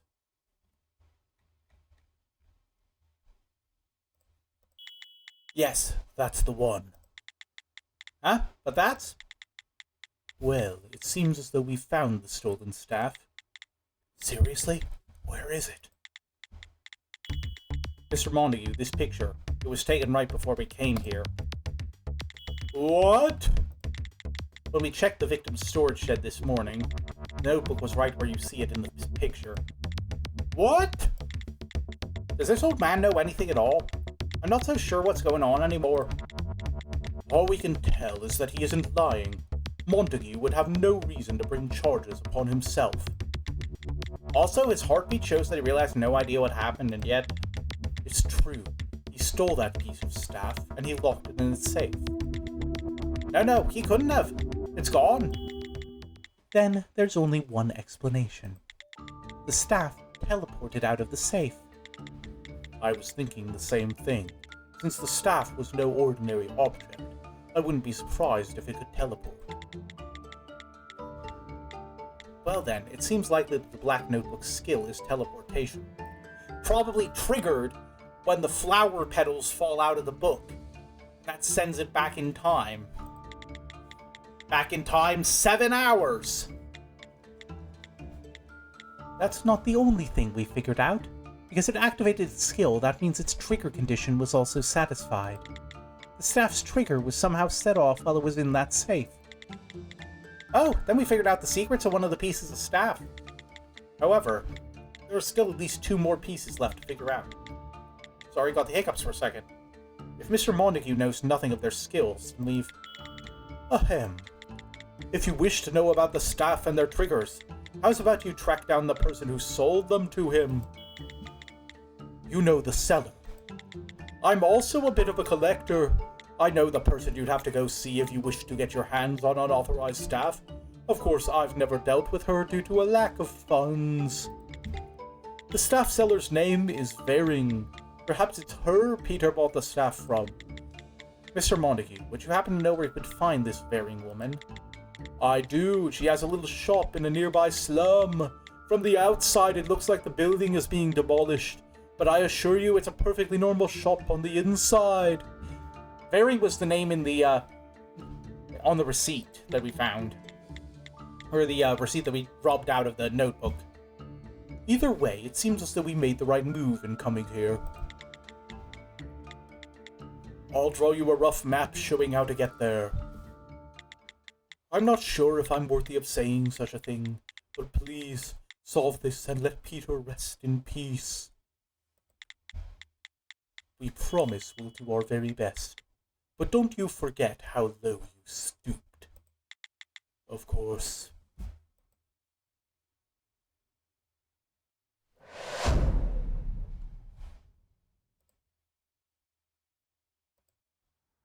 Alright, making progress. Another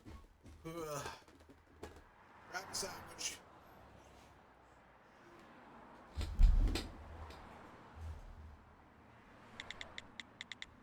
This level of pressure, it feels like I've returned home. You missed my back seat that bad. No, but if I don't keep such a mindset, I don't think I'll make it to our destination. Is that so? Well, it missed you. Yeah? Thena was constantly grumbling, and Brian is way too big. It's just as I thought. You're the only one who really fits back there. That's such an unfathomable honor, I can hardly believe. Right? Sergeant, Detectives Brian and Thena were at the Stafford Training Center at the same time, right? That place, what's it like? Well, it's a facility under the oversight of the Bureau, and it's sort of like a school where you go to learn the information necessary for life. However, rules are very strictly enforced. Are all staffers required to go? That's right. But once 5 months are up and your Bureau file is completed, you're free to go if you're rated anything lower than Colt. However, most students stay for the full 5 years until they graduate. Finishing all of the courses they offer can help a staffer prepare for their future in a number of ways. Generally speaking, no one stays there because they wish to, though. Huh? Why is that? Oh yeah, more magic racism. Most staffers are admitted to the center when they're 9 years old. Living under such a tight rule is difficult on a child. Do they always send children there when they're that young? That's when a staffer's skill begins to properly manifest itself. From the Bureau's perspective, they want to get all of them under their watchful eyes just as soon as that happens. And yet, you said most of them stay, right? That's because they're children. They're at an age where they have no power to change the direction of their lives. Still, most staffer children are sent to the center. Right, most. The more I learn about this city, the more I detest it. Average reaction to being in London. Actually, if there were as many staffers in my hometown as there are here. Out of all the staffers I know, only one went to the center voluntarily, and that's Brian. Huh? Why'd he go? Good question. You can ask him, but he never gives just one simple answer. Considering it was Brian, we can at least be sure it wasn't to live life more comfortably.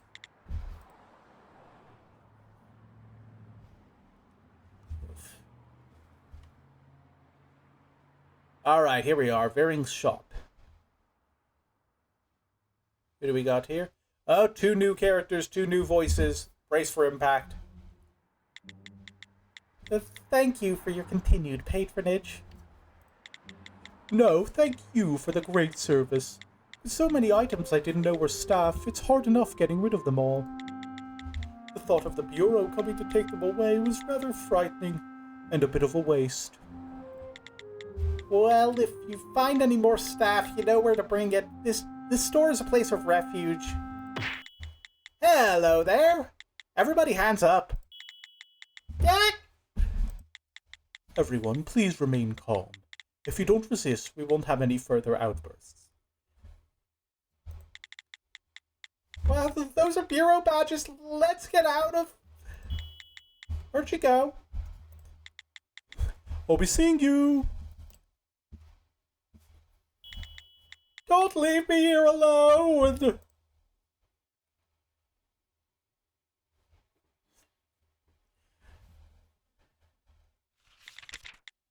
Zad Vering. Threat level unarmed. Skill, pattern-based coordinate interpretation. Judging from your Bureau file, I guess we've come to the right place. This looks like your average construction site on the outside, but it looks totally different on the inside. Going as far as to park all that heavy machinery outside. I bet no one waltzes right in here. You really thought things through, huh? Too bad you didn't expect that when other people were getting bitches, No Trick became certified in operating heavy machinery. It seems as though the woman who ran away was here to sell staff. Would you like me to tell... Sorry. Would you like me to tell you where she lives? The people who do business here all have to give up that information, so how about we settle for reducing my sins by 3 months per customer? Does this kid have no idea what customer loyalty is? But isn't it a bit unfair to bring in only me when they were half of the transaction? If I'm going to die, I think it'd be better to go out with company. Say such an awful scummy thing in that whispering introvert voice of hers. That would be nice, but we're not here to bring you or anyone else in for the illegal transactions that have been going on here. Ah, well then. Though we will be arresting you on some sort of charge eventually. Still, if you choose to cooperate with us, I believe we might be able to reduce your sentence. Ask away. You say who we bury and I'll hand over the dirt. It's almost funny the trash that spews out of this girl's brain. I wonder what else I could get to spew out of this girl's brain case. I wouldn't buy a bean from the likes of you. Miss Vering, Peter Miller is one of your customers, correct? The guy who struck it rich, what did he do? He died. He very died. And it may have been the staff in his collection that killed him by sending half of his body back in time 7 hours. Who are we talking about again? Peter who? Miller's quite the common last name, but you just described him as the guy who struck it rich. That was just me pretending to know who you were talking about. I've never heard the name before. Are you joking? Yeah, well, let's not resort to violence. That's not what civilized people do. What's a black market trader know about what civilized people do? All right, let's give her a bit of civilized people logical deduction then. How about we show you a piece of evidence that connects you to Peter Miller? Okay, we can finally bring out the stupid receipt. A piece of evidence that connects Miss Varing to the victim. Do we have something like that? Let's see here. Alright, which one is it? Bedroom, right?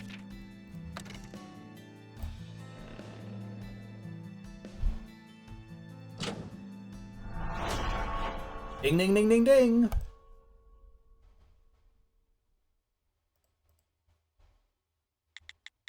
Miss Varing, it's obvious that you were acquainted with the victim. Not only acquainted, you had dealings with him as well. I did not. I've never met the man.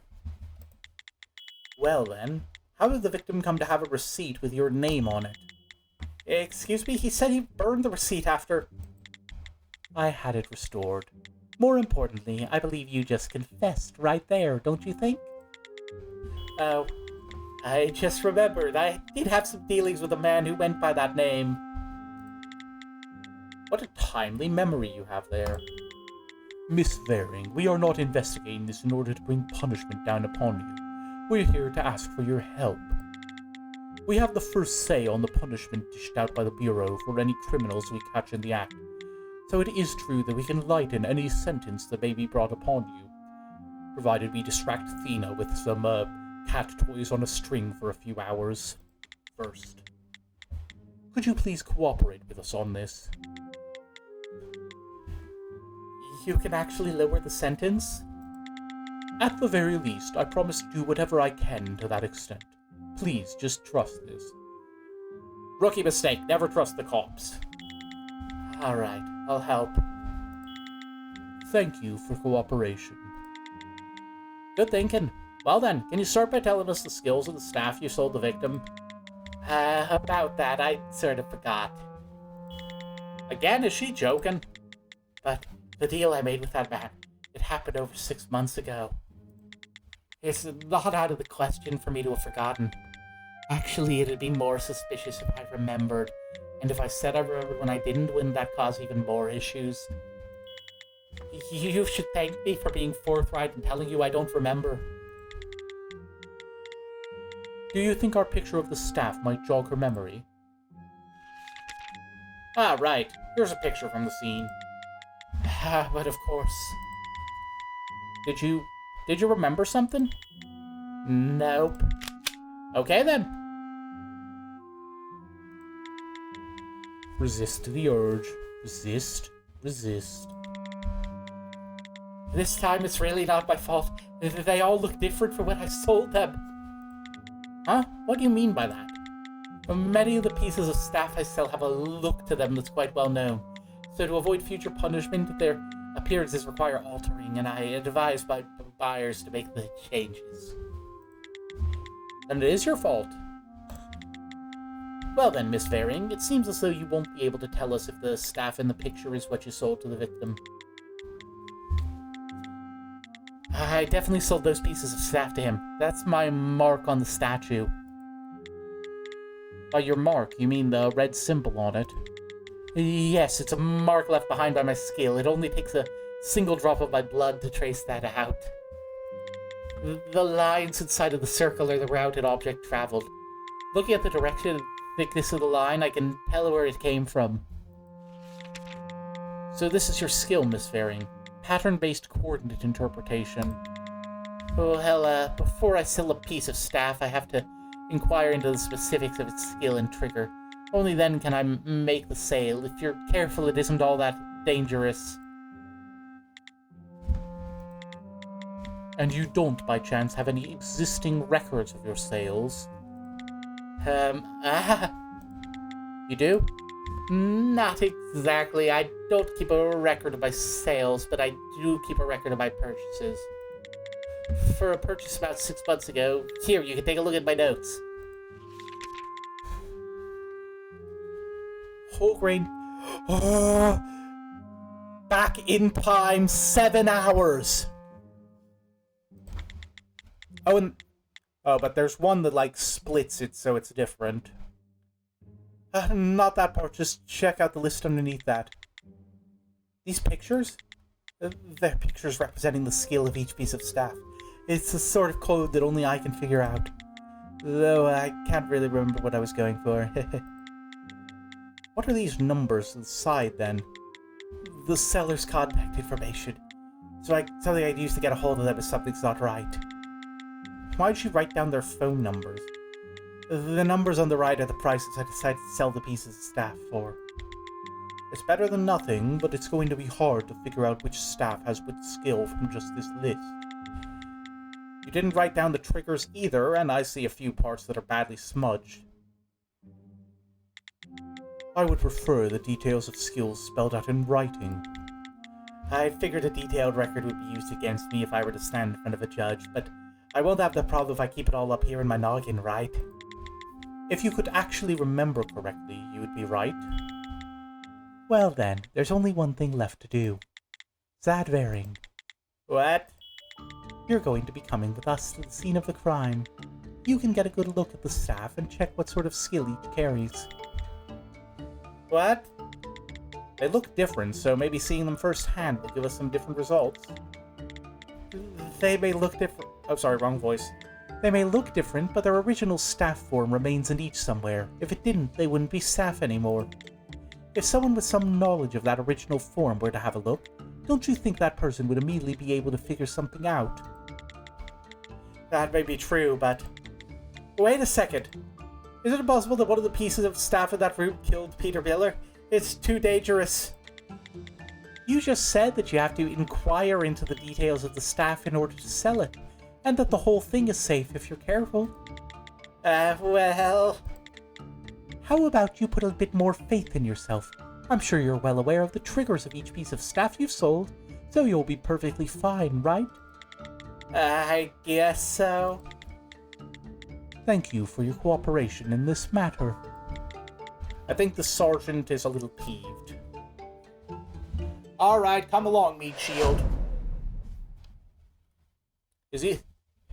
You can either get cut in half here or get cut in half when I leave you unattended with Thena for 5 minutes.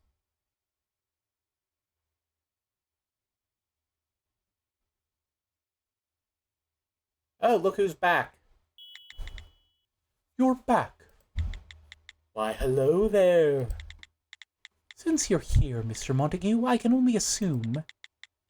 Yes, he just told me everything. I thought Mr. Montague rather childish, but honestly, he's simply pathetic. Could my Peter really have trusted such a man? If you were going to steal something, you might as well have stolen the whole lot. Couldn't even get away with stealing a notebook. I swear, madam, I'm so ashamed of my actions. And, about what happened to Peter. Yes? Have you found anything out? That's our next step. Finding out what happened. Right over there.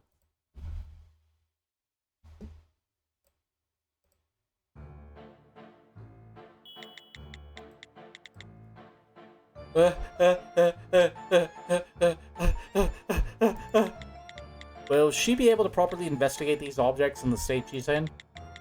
Don't worry about it. We've got a protective suit for her, though it was split in half along with the victim.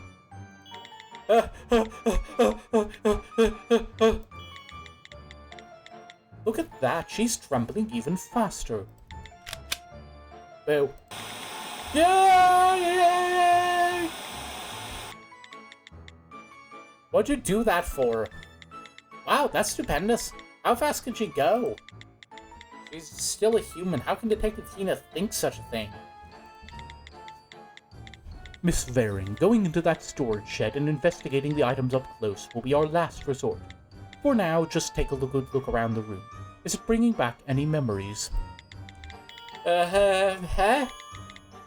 That one. Oh, did you think of something? I did. If I could just get a closer look, I could be sure of it. I'm going in. Isn't that dangerous?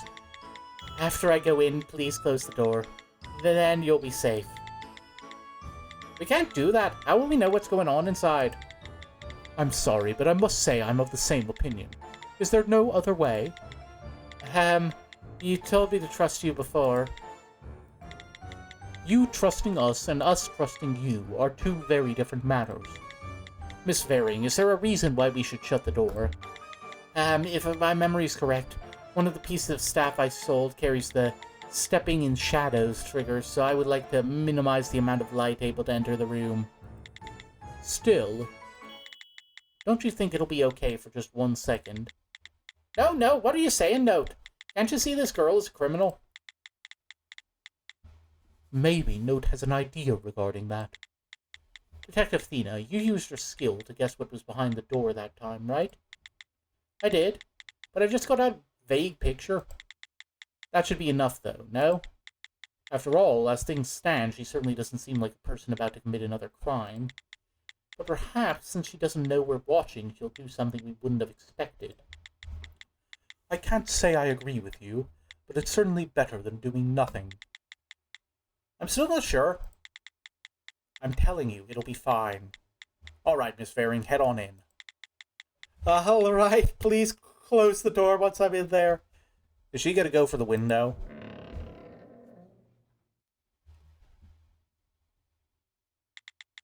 Detective Thena, what's happening in there? Nothing yet. She's just wandering around inside. What's going on over here? Ah, Sergeant. Why is this door closed? Miss Varing requested we do this. We're keeping an eye on her with Detective Thena's skill. Don't tell me you did something so idiotic. Pardon? Huh? Oh shoot, right, the notebook can teleport. Clever girl. Open the door, now! Yes, ma'am.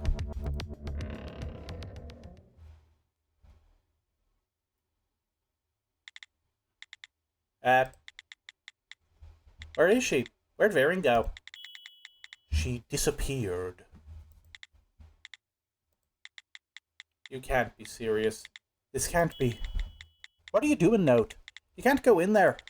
But we might not be too late. This is all my fault. These detectives trusted me and went along with my idea. Get a hold of yourself, Note. You could actually die in there. Understood. I understand the sentiment, but let me handle this. No matter what method Varing used to make her escape, she was bound to leave behind trace.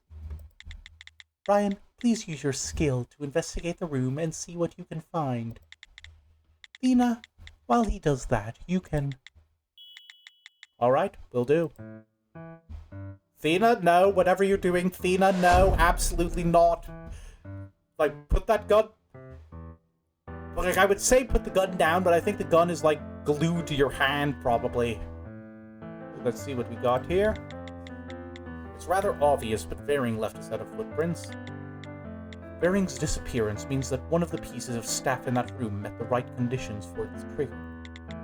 Yet, it looks like the footprints are just passing by all the staff. Where was she headed? I mean, like this. The prints on the window. They weren't there before, were they? That's right. Those were clearly left by Varing. She touched the window. If she escaped out the window, we wouldn't have missed her. Outside the window, I don't see any footprints either. She must have had a reason for moving that way. Are there no more clues to go on?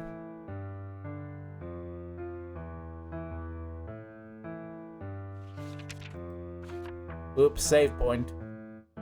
Wonder if we're gonna finish this one tonight, too.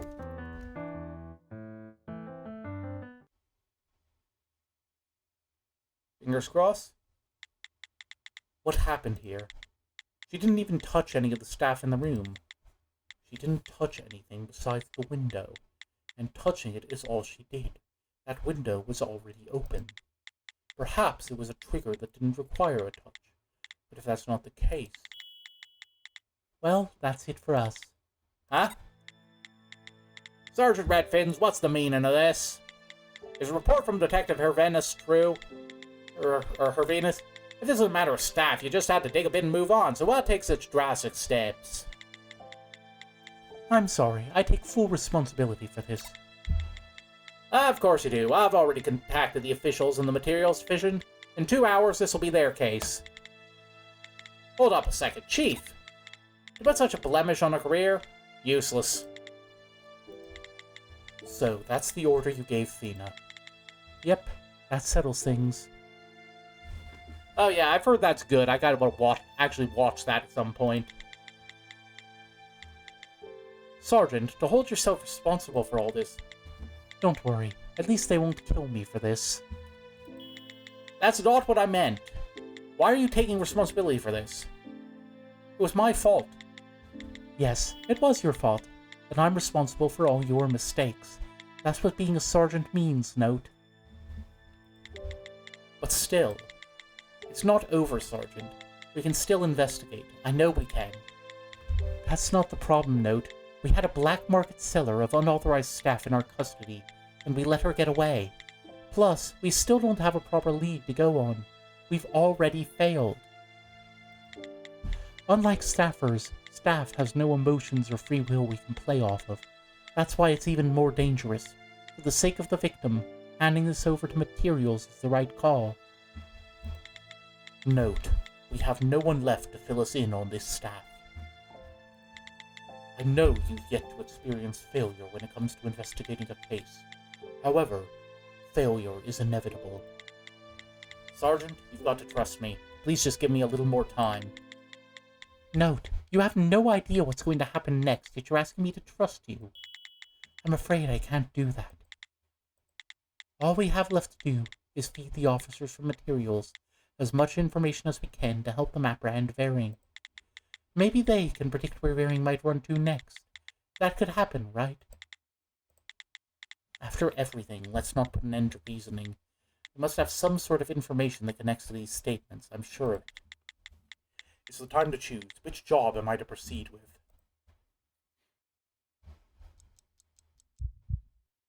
Alright. The teleporting thing from,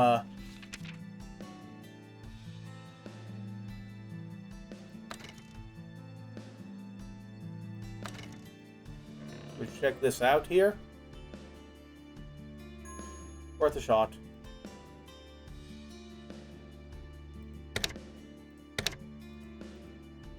Check this.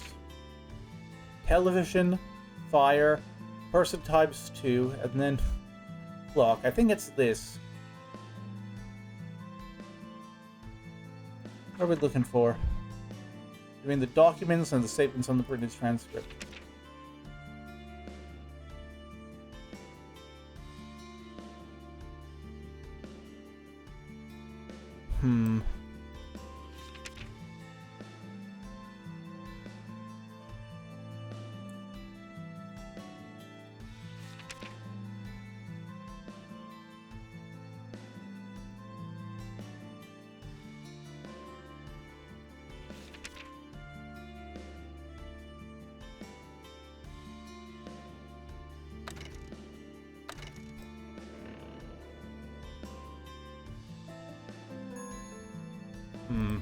Okay, so what are they looking for me to get here?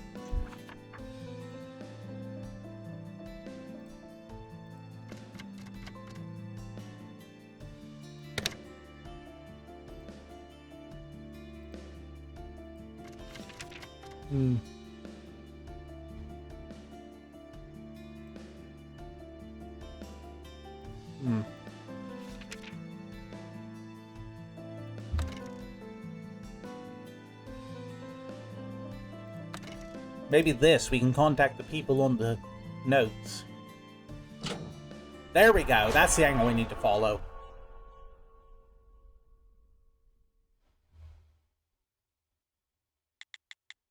What do you think, Note? Any ideas coming to mind? None in particular. Indeed, then we'll let Brian and Thena explain things to the spouse. Note, you can head back with me and... Sorry, but... Do you think I could remain here in Detective Thena's place? There's something I'd like to tell Mrs. Miller myself. Alright, just don't be too late getting back. Ooh, we're keeping secrets from the chief. Okay, there's the sergeant heading off then. Detective Brian. Something the matter? Just a moment ago, you said there's no one else who knows about this staff, right? Well, you were wrong in assuming that. What do you mean? On Miss Varing's ledger, she wrote the contact information of the sellers who provided that staff, right? There's a good chance the sellers would know what skills their staff had. Unlike Miss Varing, they probably aren't around a lot of other staff, so they might know more details about the specific staff they had. Note, are you presuming we... Let's reach out to all those sellers and find out what skills we're dealing with. Then we can solve the case before the sergeant can hand it over to materials. I have no choice but to disagree with you there. The chief's already set his mind on this. We'd just be blowing this up for no reason. That's why it's only going to be the two of us working the case. Then even if we fail, Detective Thena and Sergeant Redfins can still hand the case over to materials. Please, Detective Bryan, for me. We really shouldn't this time. Man, I was sure Detective Bryan would help me out if I pleaded with him. I guess this isn't as simple as asking him to go buy me a pastry. What's going on here? Where'd that woman run off to? Mrs. Miller, I'm sorry. I made a mistake and now the case has ground to a standstill. By standstill, does that mean you're giving up on the case? You need not worry about that. Another division specializing in identifying staff will be taking over this case. From now on, all details surrounding the case will be kept under wraps, but... Wait! Kept under wraps? What's that supposed to mean? I wouldn't be able to find out how my own husband died? That may be the case, but you shouldn't be concerned. If someone murdered your husband, he or she will be punished for their... That's hardly what's important here. The man I shared a bed with until yesterday is dead, and you expect me to live my life not knowing what happened to him? I'm begging you, please help me see this through. Detective Bryan, we still have time. I guess you're forcing my hand. Alright, until the very moment this is handed over to materials, I'll do my best to find out the truth. Thank you. Perfect. But note, if you're thinking of reaching all 4 sellers, don't you think we're short on time? Even if you don't need much time to piece things together, we won't have enough time to visit each person. We don't need to meet with each person individually. Mrs. Miller, could we use your phone? Alright, let's call people up about their illegal transactions. Let's get on it, boys. And girls. There's probably statistically at least one girl in chat at some point, right? Alright, let me check. Oh, we got 2 viewers, so statistically, one of you is a girl.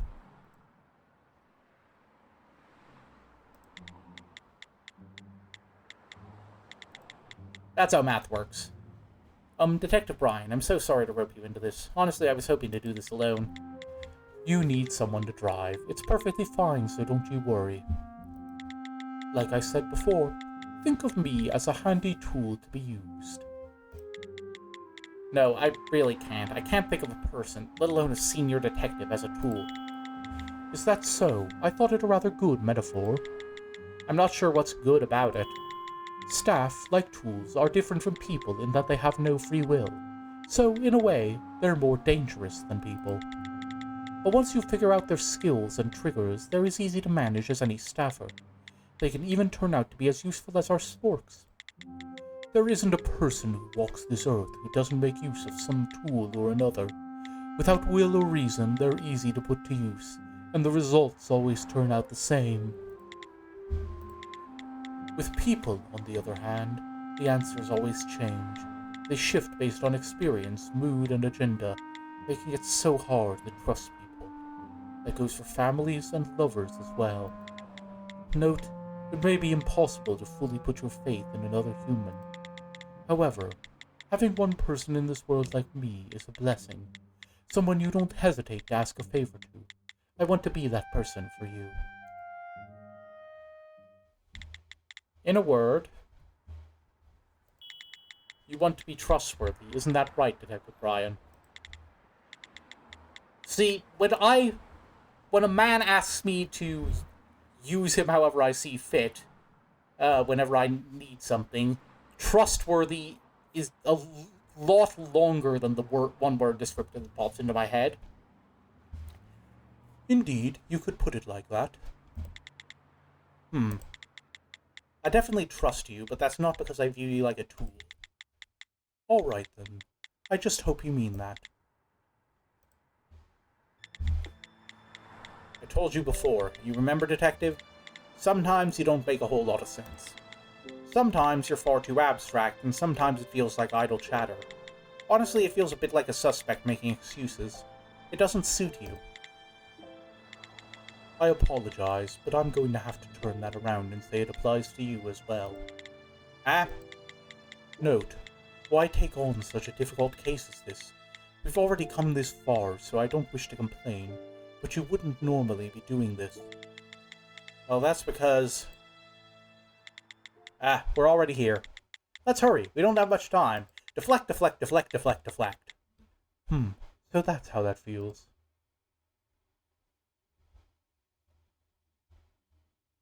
Emotional damage for everyone. You get a traumatic backstory. You get a traumatic backstory. Thena gets a traumatic backstory and is the cause of a lot of other people's traumatic backstories, probably. Oh. You're the people who called, right? You sure got here fast. Huh? Aren't you? You all dealt in staff here, correct? Sir. Dear me, aren't you the mafiosos who rolled in here earlier? That woman, she's the one Varing was talking to before. And that one. Nice to make your acquaintance. Are you the man who called? 3 people. Fortunately for us, they all came. Following the orders of a man you've never met, the Bureau's infamy comes in handy at times like these. Unfortunately, we couldn't call in the last person whose number was smudged. We can only hope that one of these 3 sold the staff that did a number on our victim. So, if the Bureau is calling us up and asking us to come here, are we under arrest? I apologize, but I have work that needs to be done, so I can't be hung up here too long. Oh, no need to worry about that. Well then, shall we get straight to the reason we called? About 6 months ago, each one of you sold a piece of staff to a Mrs. Zad Varing. For time's sake, let's call you Miss A, Miss B, and Mr. C.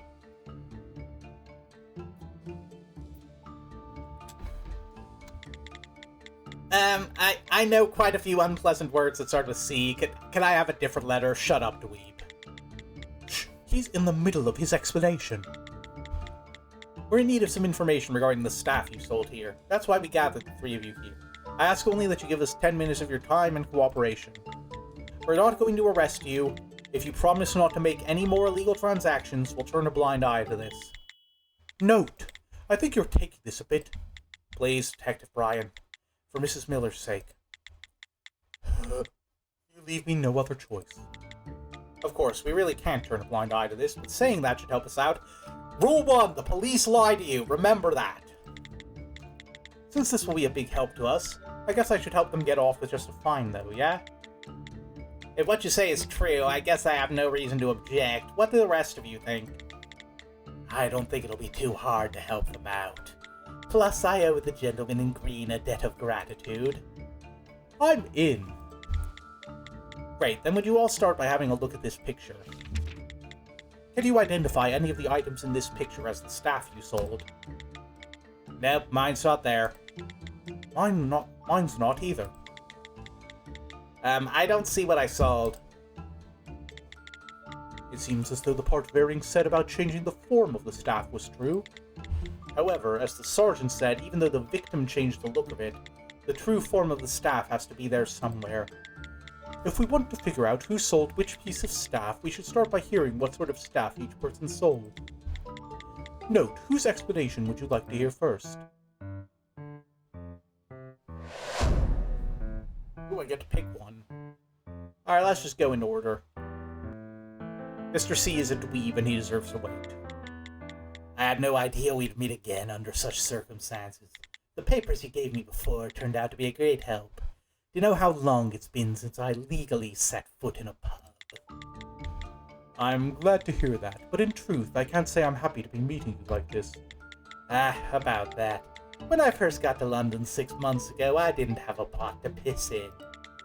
I'd been carrying around that staff like a talisman for some time, But when Varing told me her price, I sold it in a heartbeat. I later found out that was illegal, and oh, did my heart skip a beat. You see, we have very little staff where I'm from, so there aren't that many rules to regulate it. Same goes for where I'm from. Bad luck. That's what I said. Though, it is my fault for not looking into it beforehand. So, what sort of staff was it exactly?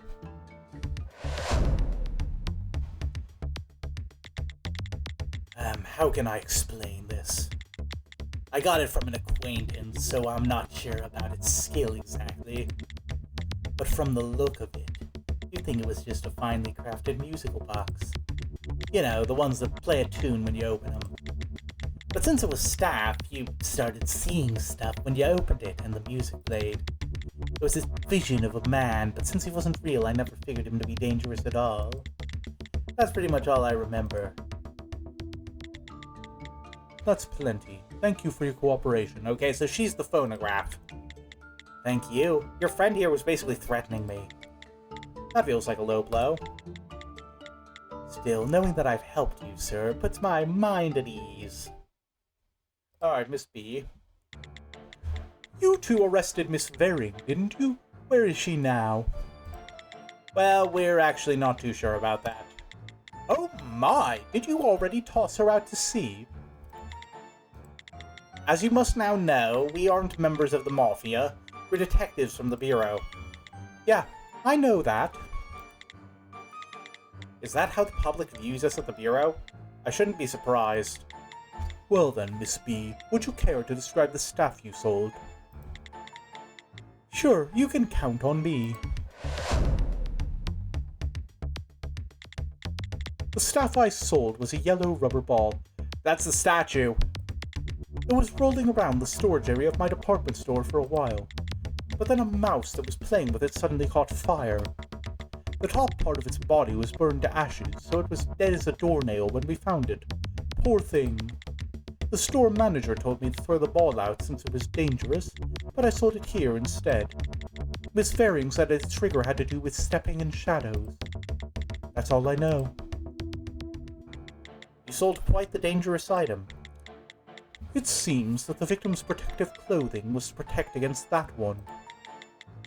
From what you said, I'd gather you work at a department store, right? That's right. It's about 3 blocks that way. You should stop by sometime. We've got a promotion going where any non-staffer customer can get a 5% discount. From the sound of your event, it sounds like staffers aren't too welcome there. No, quite the opposite, actually. We're well known for being open to staffers of any level. That's why we get so few non-staffer customers, plus the promotion. Oh, guess I shouldn't have put all the angry emphasis on that word then. Aren't the staffers, your main customers from the sound of it, angry about the promotion? No, they understand. Actually, some of them suggested we raise the discount to 10%. I mean, staffers are all quite used to the discrimination they face. I doubt that would get much of a reaction from them. I see. Ours is the best department store in the whole borough. We're especially well known for the black tea we carry. Maybe I should pick up a box on my way back. Since I played loose with the rules back there, it could serve as an apology. Sounds like quite the stable job you have. So what's the reason for all these illegal sales you're doing? If your luck turns bad, you might find more than a fine waiting for you. Oh my, you've got the wrong idea. Miss Varing said the sellers aren't punished. That's not correct. Both parties in an illegal staff transaction are brought to justice. Unfortunately, it seems as though Varing tricked you. 1 second.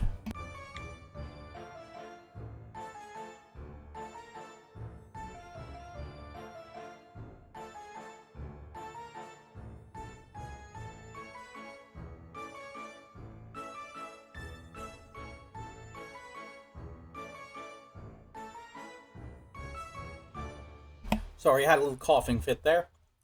Well then, I don't feel too bad for her sinking into the depths of the ocean anymore. We didn't throw her into the ocean. Then please do. Trust me when I say we won't. Alright. You weenus. Until you rang, I forgot I even sold that staff. If my girlfriend finds out about this, bullshit, you don't have one. She's sure to break up with me, so I was busy thinking up a way to cover up this mess. Thankfully, I won't have to worry about that anymore. Then it seems you were aware that trafficking unauthorized staff is illegal. I was, yeah, but also I had some financial trouble 6 months ago. Hatsune Miku body pillows don't buy themselves. I wanted to buy my girlfriend not a pillow, a present, but I didn't have enough to cover it. And so you decide to turn to the black market? I doubt the woman you're in a relationship with would approve. In hindsight, I can see I was a bit daft, but love sometimes makes a man act a fool. Back then, being the only man for her was more important than life itself. At that time, she was dating at least 3 other men beside me. Oh, so he's that kind of dweeb. That's all quite riveting, but could you describe the staff now? Right, sorry. Let me tell you about it. The staff I sold was a flower. That's the thing in the book. It wasn't living, though. It was dried and pressed. I didn't ever use it myself, so I can't tell you exactly what its skill was. It was my grandfather's, and as he put it, if you plucked off one of its petals, it would divide you in half. Considering the fact that he plucked off a petal himself, I'm sure he was right. That's all I know. Sorry if that wasn't much help. No, that was actually quite helpful. It divides your Sorry? It divides your body in two. To be able to speak that bluntly about it is quite odd you forgot about it. However...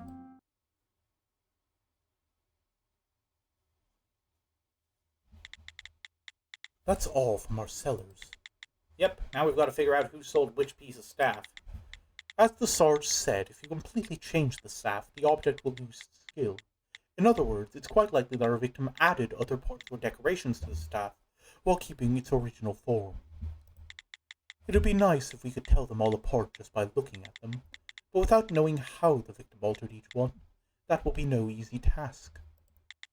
In that case, we may need to use other information we've collected, besides just the photo of the storage shed. Well then, I should take a close look at all the documents I have. Okay, let's get to it. I've got to match the statement of the seller to a clue to make my connection. Okay, so pretty easy. We figured this all out. Let's see, what do we got here?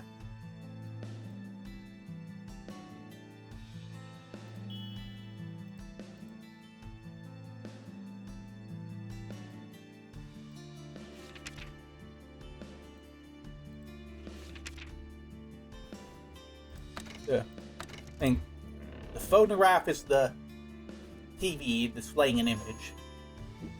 Really? Oh, here's the witness statement.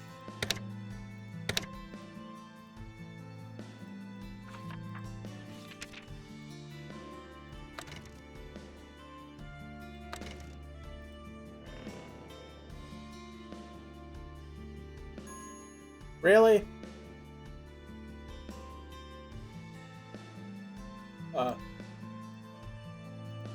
Or maybe it's I gotta pick play the tune when you open it, and also the trace photo, the proof that it can open.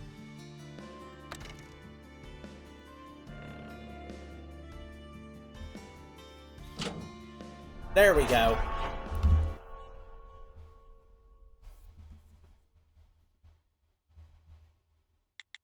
I found it. Miss A's staff. Ah, is that so? Where is it? In the victim's storage shed, of course. You can see it in this photo. I told you before, it wasn't in that photo. No, it is. Right here, on the right. On the right? Then the phonograph. No, sir. I just told you the staff I sold was a musical box. Of course, we're well aware. What Note's trying to say is that this phonograph was built around that musical box. Built around it? Ah, then that's just for camouflage. Right. The bottom part of a phonograph is much like a musical box, and it's even got a handle. It's quite easy to see how it might work. But note, it's hard to tell from just this picture. How about with this one? What's with a black and white photo? It's a record of the trace evidence Detective Brian was able to collect. I can say that much. Of course. You can see right there on the phonograph. There's a gap. Thinking back on it, it was sort of like the lid of a box. Exactly. And the handprint on top isn't where you'd expect it to be if you were putting on a record. Instead, it looks like the handprint you'd leave behind if you were opening it up. Now that you say it, the space looks big enough for my musical box. It looks a lot different from the item I sold, but just maybe. No, I'm sure that's the same color as my musical box. With that, we can say for certain that they're one and the same. Great, now we just need to figure out the 2 remaining staff from the statements. Alright, so next one's pretty easy. The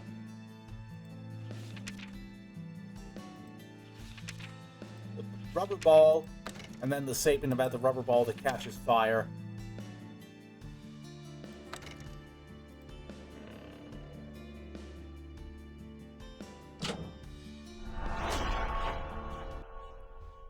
There we go. Easy peasy. Detective Brian, do you think this could be... Certainly seems like what she described. Let's ask Miss B to confirm it. You'd better not lead her on with your suspicions, though. Suspects tend to give the answer the detective is looking for, so there's a possibility she could make a wrong assumption from a vague memory. Miss B. Yes? If it's all right with you, could you take a closer look at this photo? I'd like you to confirm that the staff you sold actually is pictured. Pardon? I guess I could. After all, it's not that hard to have one more look.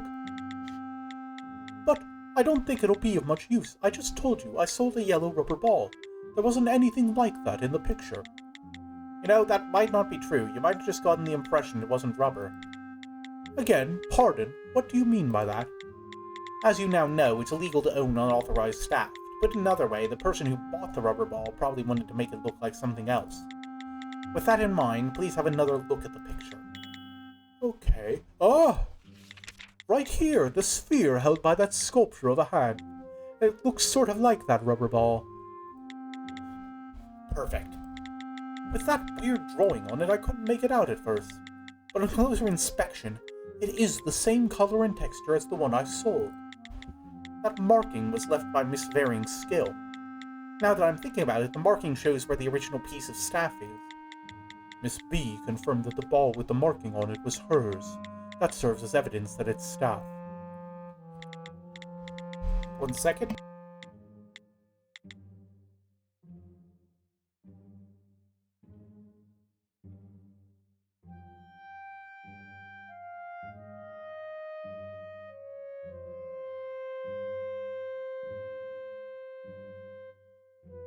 Sorry? I mean, if you told me it was going to look different, I could have told you that from the very start. Did we leave that part out? We did. But that's because we needed to explain it quickly. Note, your mind works a bit quicker, so you tend to get ahead of most conversations. You could just say it was a mistake. You don't have to package it like that. Again, overestimating my abilities. Great. Now we just need to figure out the remaining 1 staff from the statements. Alright, and then this is the tricky one. It's gonna be, where's the picture again? Where did we put the picture? Oh, do we not get the picture anymore?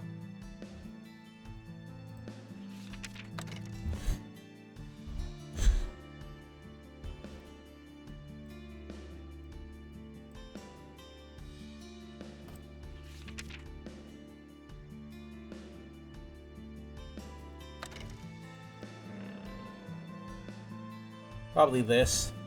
It's not... What? It's not letting me use the picture, but...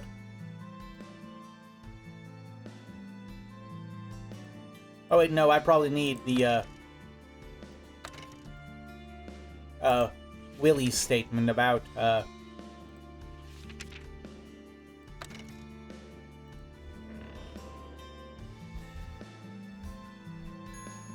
What, really? Like, that's... Maybe this one? So that does raise the question of the flower didn't divide him in half, so it does something different. Or maybe it made two of him. But something had to have cut the dude in half. Mr. C, would you happen to remember the type of flower you sold? I seem to remember it being a forget-me-not. It was solid blue.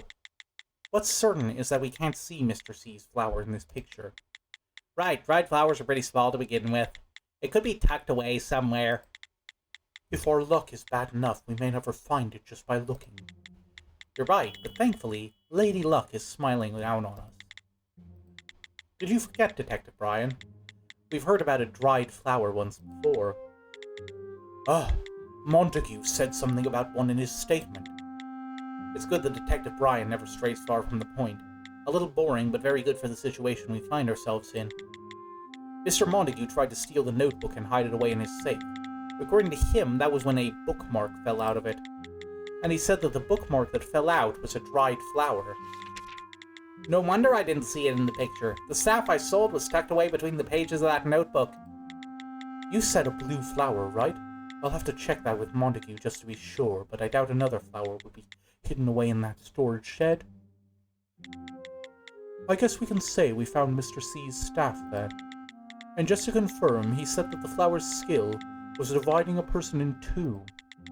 Then the picture in Varing's notes meant...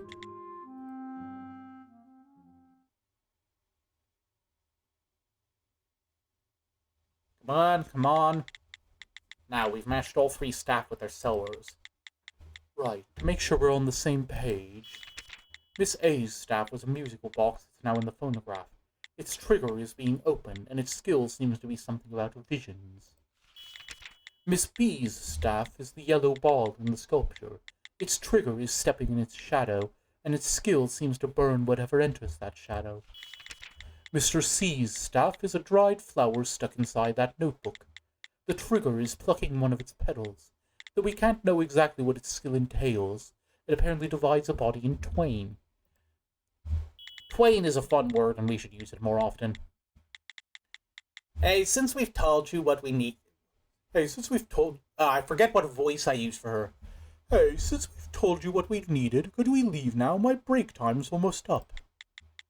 Sorry, but that goes for me too. I've got things to do, so I can't be hanging about. Alright, you can go now. Thank you for your cooperation. No reason to thank me, we're helping each other out here. I hope you solve whatever case you're currently investigating. And also, will you tell us if you find Miss Varing? Why, you decide to throw her out to sea yourself? Come now, I'd never. Note, are you sure we should be sending them off like that? Yes, they've told us everything they know, after all. Sorry to interrupt.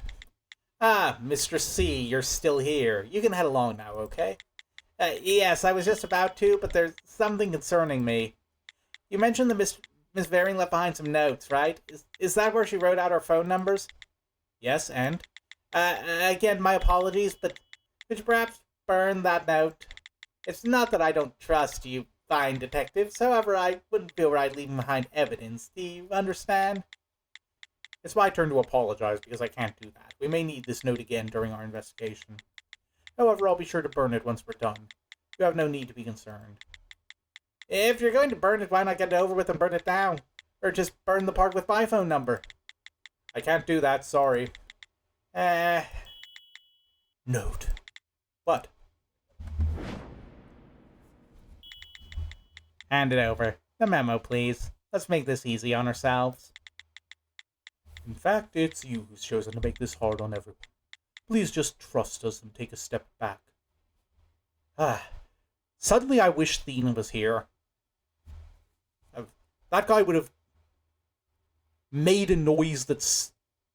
would have, like, inhaled in a way that sounded like drawing a knife, and she would have already put 3 rounds in him. I'll trust you once you hand over the paper. What should I do? If I'd known this was going to happen. Detective Thena, with her experience in probation and her gun, was the clear choice. Alright, I'll get rid of the paper. I don't have a lighter though, so I'll just rip this part off. No, you've got to burn it. If you can't do that, just give it to me. Note, don't take another step closer to him. He's dangerous. Damn, what am I supposed to do? Alright, Brian, if you know how to kick ass, it's time to reveal a secret new side to your character. Detective Brian, get out of here. Seems like you haven't handled many situations like this before. Unfortunately, it's as he says, Note. You can't turn and run from a person holding a knife. It's too dangerous. I'll do what I can with him. You run. No, I can't leave you alone, dude. Note, this is no time to argue. But, no trick. Please, for once in your life, listen. If I thought you could help by staying here, I wouldn't be telling you to run. Do you remember our conversation in the car? Just this once, trust me. Where do you think you're going? Ooh dear. That's, When I was young, a neighbor who always used to visit me was sent to the Stafford Training Center. I'm assuming this is Brian's backstory now. I knew it wasn't his choice. No child would want to go there. They confirmed his mana release and awakening staffer skill when he was 9 years old, which is when they recommended moving him to the center, a recommendation his parents couldn't refuse, though they could always toss him out with the garbage before then. That was and is the normal sentiment in our society. Okay, in a sense, I kind of get, like, people hate and fear what they don't understand. That's why Staffers have their power rankings named after weapons, because everyone's scared of them and thinks they're dangerous. But it's like, at a certain point, it's the Naruto thing. It's like, why are you antagonizing the guy why are you antagonizing the walking nuke? Why are you bullying the guy who can rip your head off with his brain or something? However, the world isn't only filled with normal people. There are some who wish for their children to be part of society, even after that society puts a label on them. I'm not sure if my parents were that sort of people, but for 8-year-old me, it didn't really matter what sort of people they might be. I realized that even if the affection they poured out for me was genuine, I couldn't take it as a given anymore. On days when I went into town with my mother, I can remember not letting go of the hem of her dress for a single moment. Before going to bed every night, I planned out what I would do if my parents kicked me to the curb like that. Then, 1 month before my 9th birthday, I told my parents I wanted to be sent to the training center. To eliminate even the slightest chance of being thrown out like that, I decided I was going to sell myself first. Wording, Brian.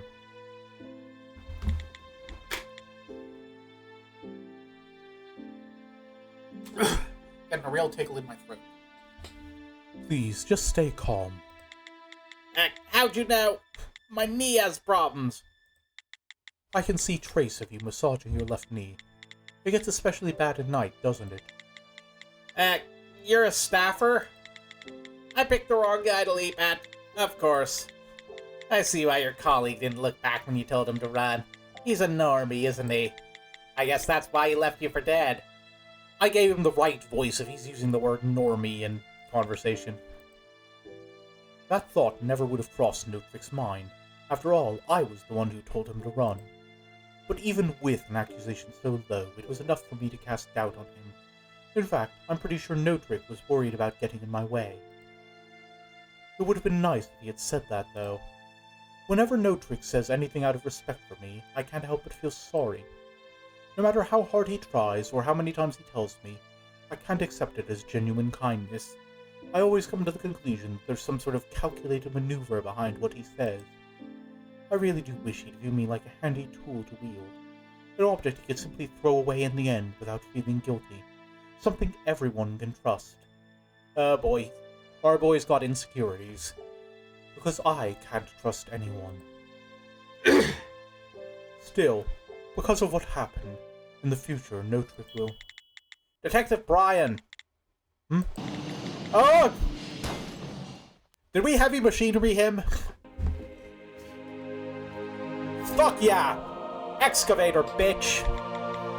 Detective Brian, are you okay? I love, like, the religious choir music over us smashing this building with a...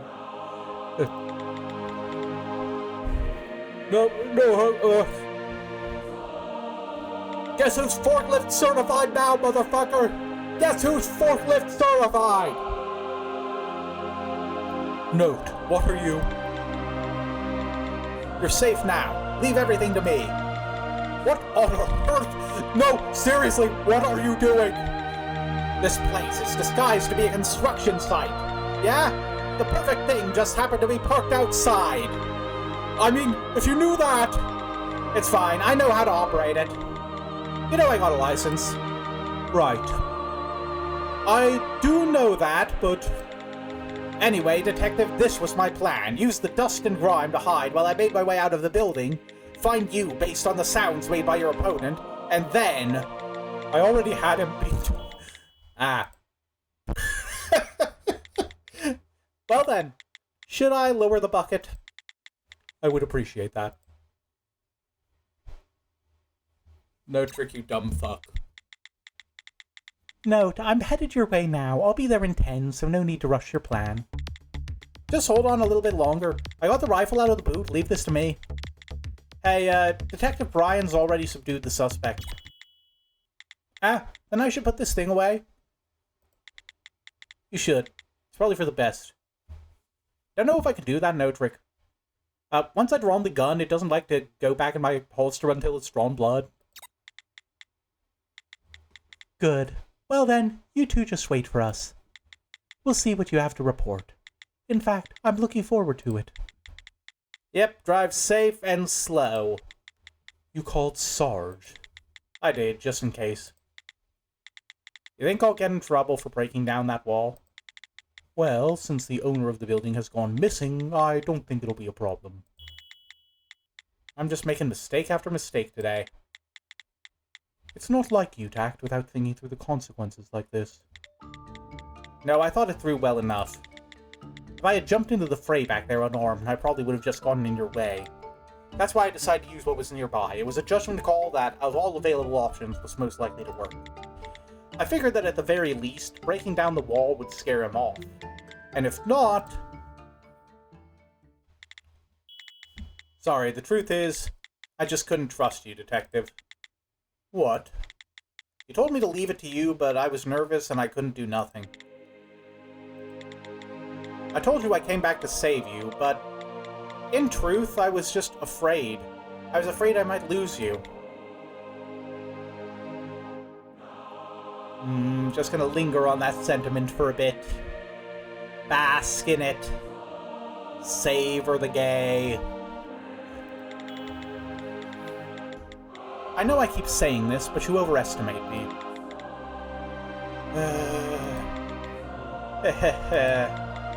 Detective?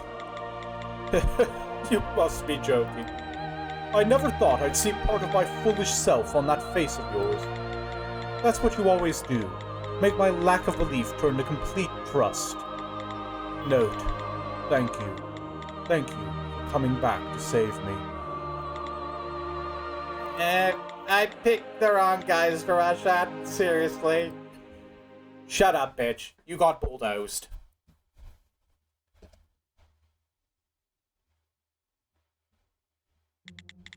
First off, it seems like the two of you are safe and sound. Indeed, a relief among misfortunes. Why is there an excavator bucket sticking through that wall? Here's our attacking seller, I see. So, what brings you two here? I'm ashamed to say we reached out to the people who sold that staff to inquire about the skills they carried. I told him to do it. I dragged him along against his will. 1 second.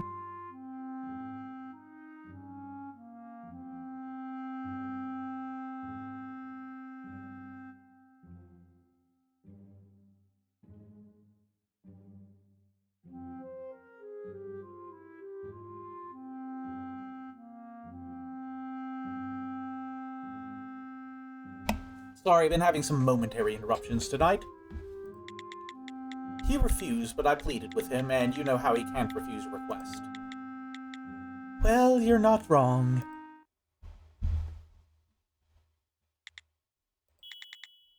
Note? You found it easy, didn't you? Stop that. It was my call in the end. I know that. You're the one in the wrong here. When you've got a person who will literally do anything you say, you'd be an odd duck not to use him. But note, especially you. I want you to be the odd duck. Sorry I pushed you. Brian, wait in the car with Tina. I'll figure out what your punishment is after I'm through here. All right.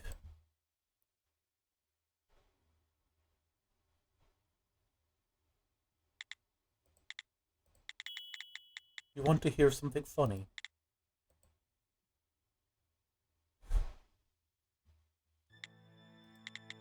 I was thinking of starting off our conversation with a good slap to the face, but Thena beat me to it.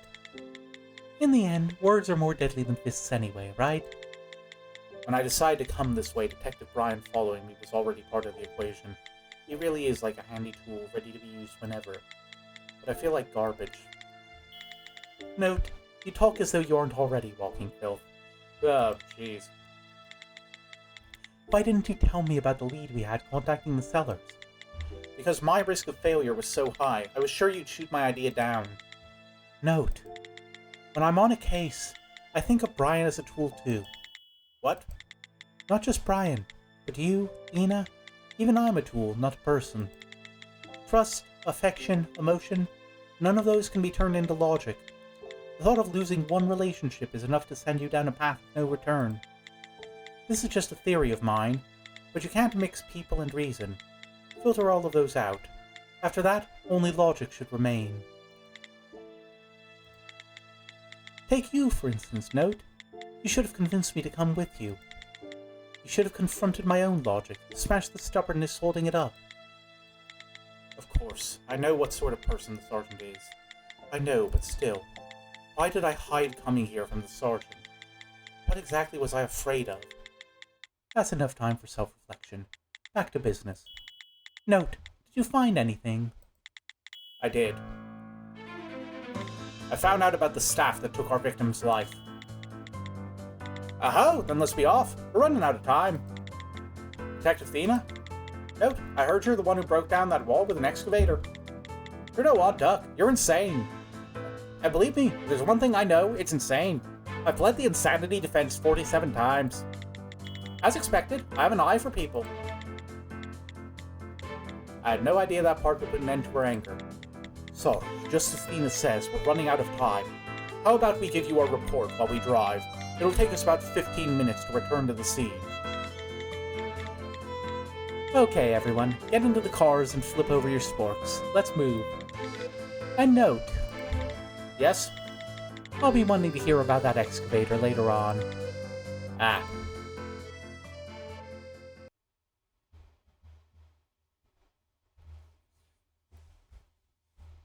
Right. Got 20 minutes left in the stream. Might stay a bit late and finish this because it looks like we're finally almost at the end, but we'll see. We haven't actually done a lot. Oh, we did a little, documenting. So, just like that, we called the 3 sellers into that shop, and we were able to listen to their descriptions to find the skill and trigger for each piece of staff. The information Note learned from the sellers about their staff is as follows. There's a musical box that presents visions when opened. A rubber ball that sets a thing aflame when it steps into the ball's shadow. And finally, a dried flower that divides a body in twain when a petal is picked. That one was tucked in between the pages of the notebook. I see. And the fact that Varing wasn't able to identify the staff doesn't seem so far-fetched anymore. Seems like the most dangerous of the 3 is the rubber ball, right? Couldn't the ball have turned half the body to ash? Maybe that's why we found him like that. Are you serious? The most dangerous object of the 3 is clearly the dried flower. If you think about the state of the victim, it's quite obvious. The seller wasn't quite sure about the skill of his dried flower, but it's clear that it divides a body into 2. It sounds like the musical box's skill isn't spelled out too clearly either. It's quite possible that the musical box was open at the time of the incident. Thus, we can't rule out that it had some role to play in how the incident occurred. All 3 are suspecting a different piece of staff for this. If I can't put this problem to rest, there's no way we can continue our conversation. We're going to need to support or oppose each person's opinion to exclude the staff that has no bearing on our case.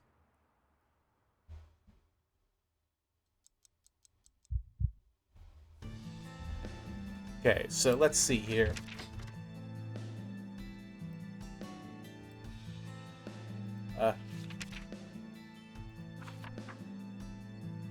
Pin this. I think I'm going to say oppose this because there were handprints on the box. Because the last handprint was a week above.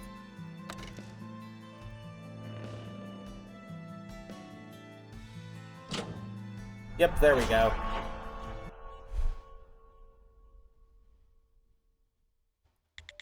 In truth, if it were possible the victim opened the music box, we couldn't rule out that the music box was involved. But as for it having been opened, we must discuss if that is a possibility. Which means you're certain the music box wasn't opened? Yes, I'm certain. Sergeant, do you remember the trace photo of our crime scene? Detective Brian investigated that music box using his skill. I see. Then that trace must be the evidence backing your claim. It is. There was a handprint left on the music box. It was left over a week ago. So you're saying that if the musical box had any part to play in this case, there would be trace remaining, right? Yes. Unfortunate. I do love musical boxes. That's not how you're supposed to settle on a possible cause. One statement dealt with, that leaves me with two more on the transcript. Let's print out the transcript once more and connect the information with the correct statement. Ooh, nearly lost my breath on that sentence for some reason.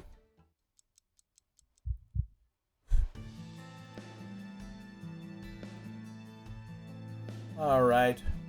What do we got here? Print. Oh, dang it, I was meant to pin that. Clicked the wrong button. Okay. But I think the possible issue with this is that, oh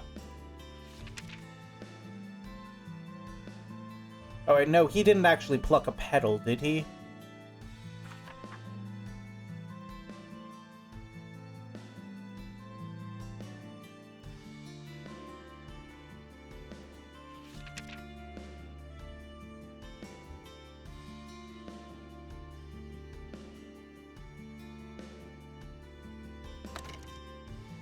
Oh, wait.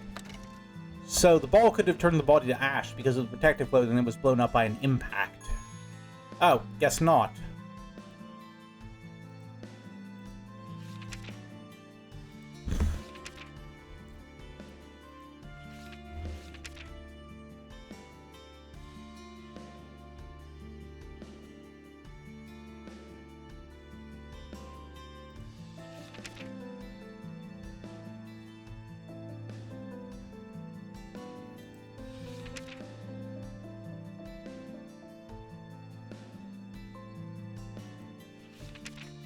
Okay, so...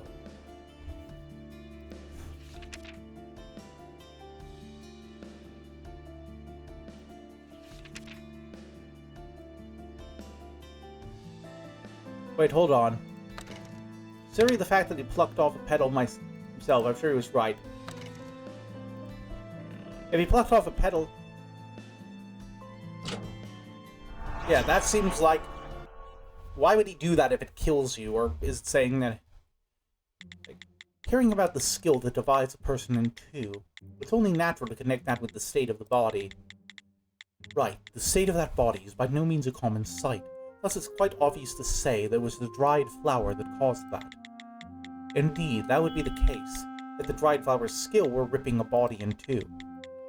By the way you're phrasing that, that's not the case, is it? Detective Ryan, do you remember who the original owner of that flower was? Of course, it was Mr. C, the seller whose attack we just thwarted. No, I mean the person who owned it before Mr. C.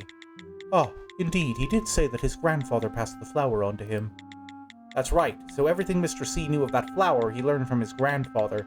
He said his grandfather used the staff himself. He did, yet he mentioned nothing of that killing him.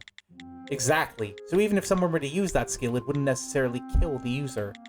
In other words, the skill that divides a body in two, as he said, doesn't actually rip a person into two sections.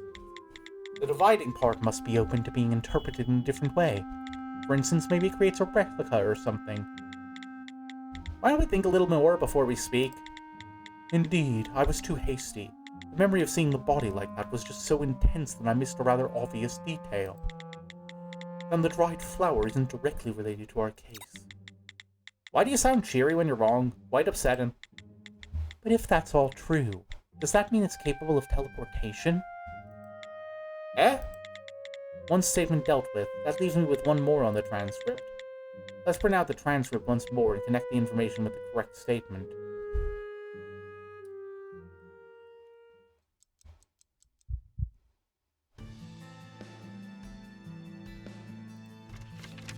Okay, so now we need to figure out why it couldn't have turned the body to ash.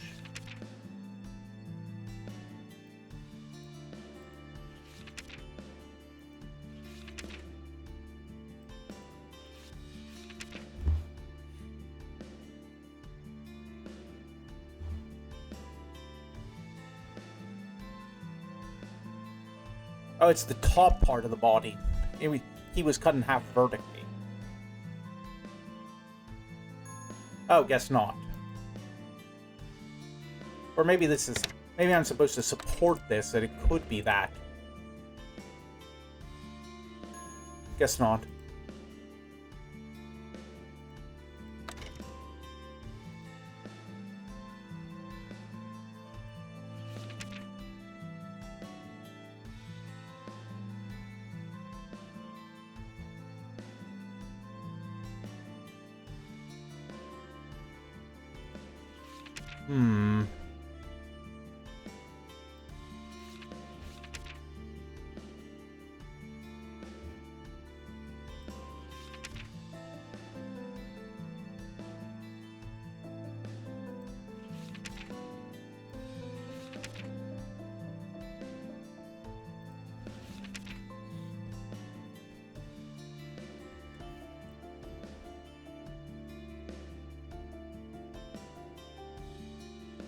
Maybe it's something about where he was positioned. Like, he didn't step on the shadow, so it couldn't have been that. Maybe it's the wife's... Oh, no, it's the wife's witness statement, isn't it?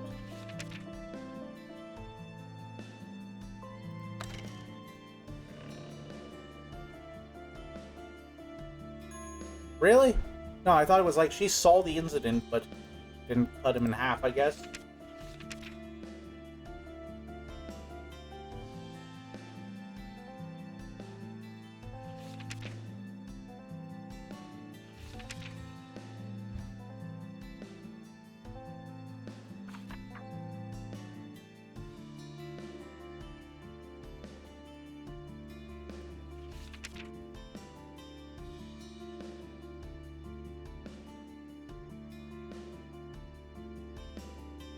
Maybe it's just the state of the corpse.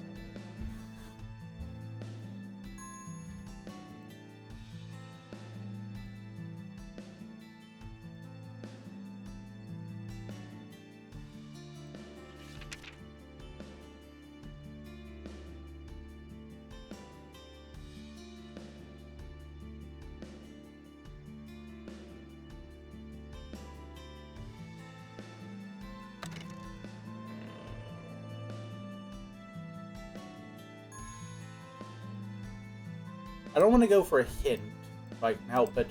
I want to figure this out.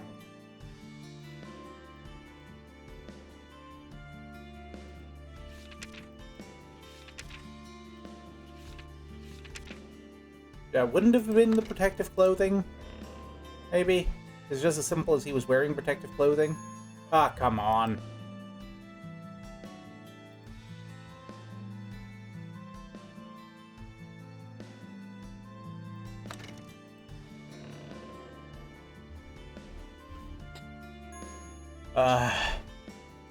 I'm completely stumped here.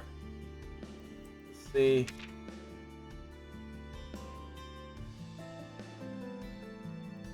Yeah, no, it should be the... They hit him with an impact. He didn't burn.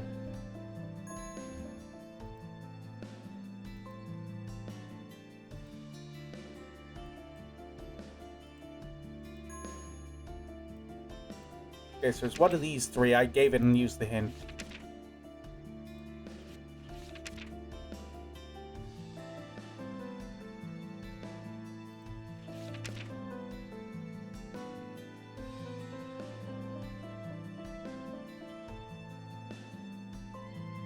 Oh, right, yeah.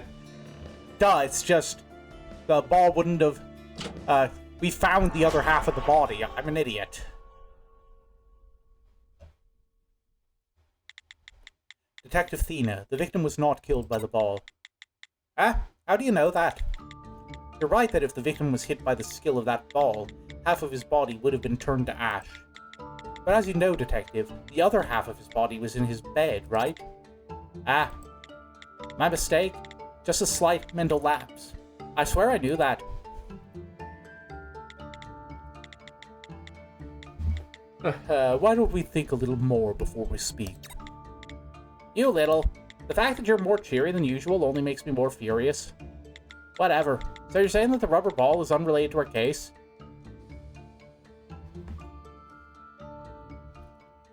Which leads us to the pocket watch, which sent half of his body 7 hours back in time.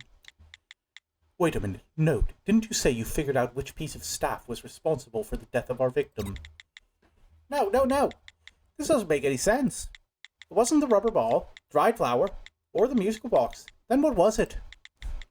As things stand, all the information we got from our cellars is useless. Yes, it is useless, but it's enough. The pieces of staff they sold to the victim are unrelated to this case, but that information is valuable to us. I see. We've only got one piece of staff remaining. One remaining? Where? We just ruled them all out, didn't we? You're talking about the fourth, aren't you? Ah, now that you mention it, Ellie did say something to that extent, huh?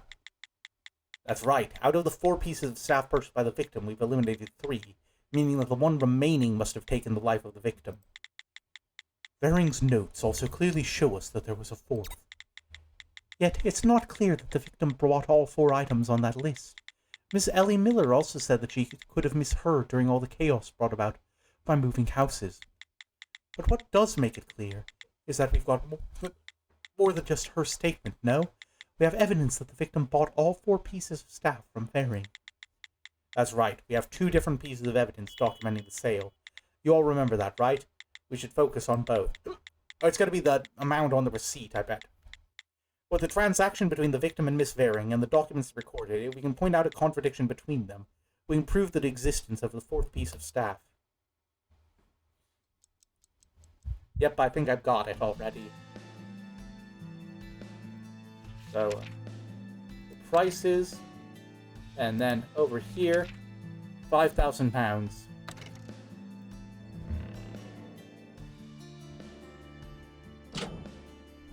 Nailed it!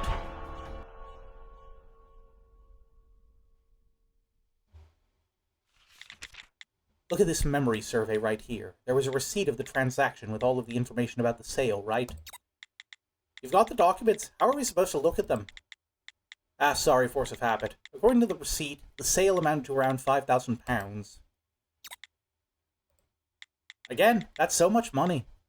You should have just given it to me. So, what's that number supposed to mean to us, Note? I can't think of any significance to such an amount. It doesn't mean a lot taken by itself, but take a look at it alongside Miss Vering's notes. Let's see here. Ah, detective eyes on the road! Will you look forward? I'll just explain it to you. Oh, my word. Habit is a terrifying thing indeed. Detective Brian has seemed quite tense for a while now. He didn't hit his head back there or anything, did he? Miss Vering has the price of each item for sale here in her notes. Miss A's staff was £300, Miss B's £200, and Mr. C's £500. Wow, she got a lot, but it's nothing compared to £5,000. Is it really nothing, though? Ah! She figured it out. If he bought all 3 pieces our sellers sold, that would only be around £1,000, which puts us £4,000 short of what the victim was supposed to have paid. However, Miss Vering has notes at the very bottom about one more piece of staff. Because it's smudged, I can't tell you the exact figure, but I can see it starts with a 4. £4,000. That's right. If this last piece of staff was $4,000, and the victim didn't buy it, our price tag of $5,000 seems correct. The victim must have bought all of the staff on this list. £4,000 for one piece of staff. You could buy a whole house for the price of that one. The last piece of staff. Is it the one that killed our victim? Note. You said you figured out something about the staff that took the life of the victim. So in other words, you already knew what sort of staff this last piece is, don't you? Does he really? But the only thing he left at the victim's house worth calling staff. Detective Brian, Sergeant, you've both seen the last piece of staff firsthand. You just didn't think it was staff at the time. However, if you consider the characteristics of all the staff Miss Varing sold, we can figure out which item we overlooked in the crime scene pictures. Okay, so are we going to have to do the hexalogic thing, or can we just point to the... Okay, good. Let's do this the quick way.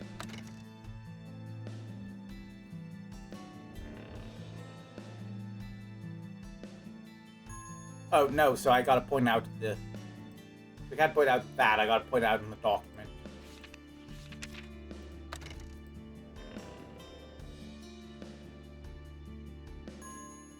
What do you mean it's not that either? Okay. What does all this... was altered?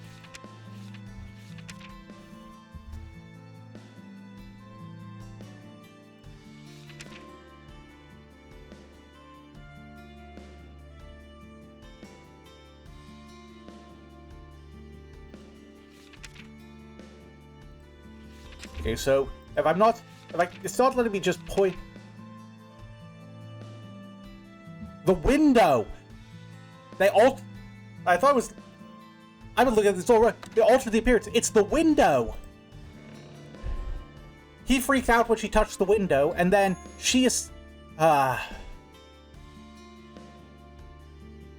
I thought it was big brain mode there for a second. Or is it this? Yeah, no, because, like, she touched it when... And he freaked out. No, it's... Why aren't you letting me do this?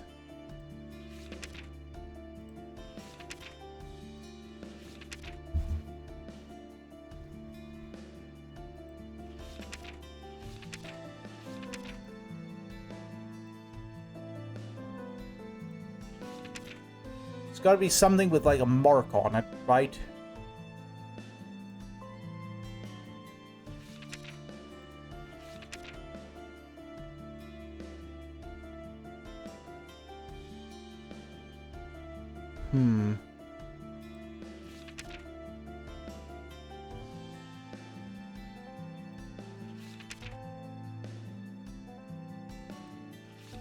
So what else do we have that has like a mark on it?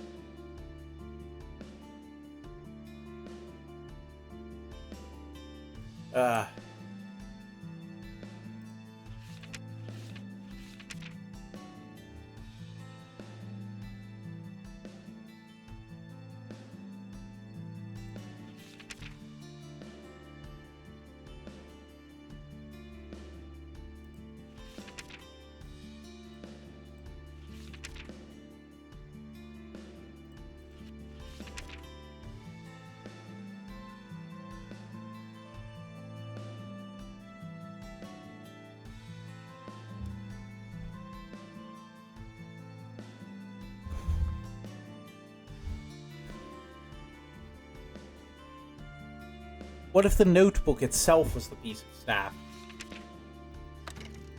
And it was just, they were storing an additional piece in it. Okay, I'm gonna get a hint. Okay. So it is this.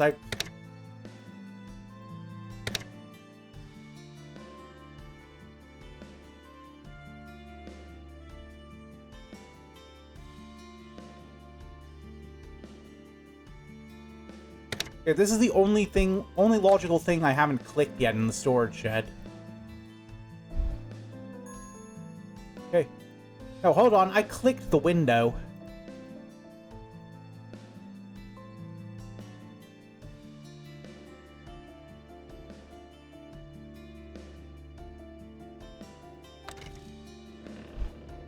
So it's one of these, apparently, but... Okay, I'm completely not following the logic. Oh, is it inside the music box?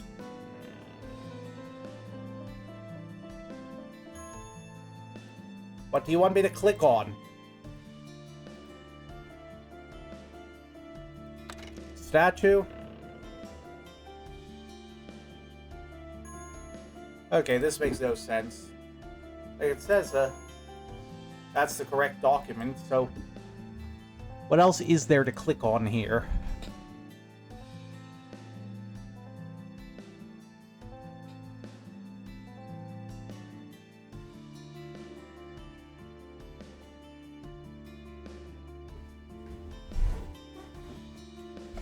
I'm sorry, I'm gonna be right back. I have to go to the restroom.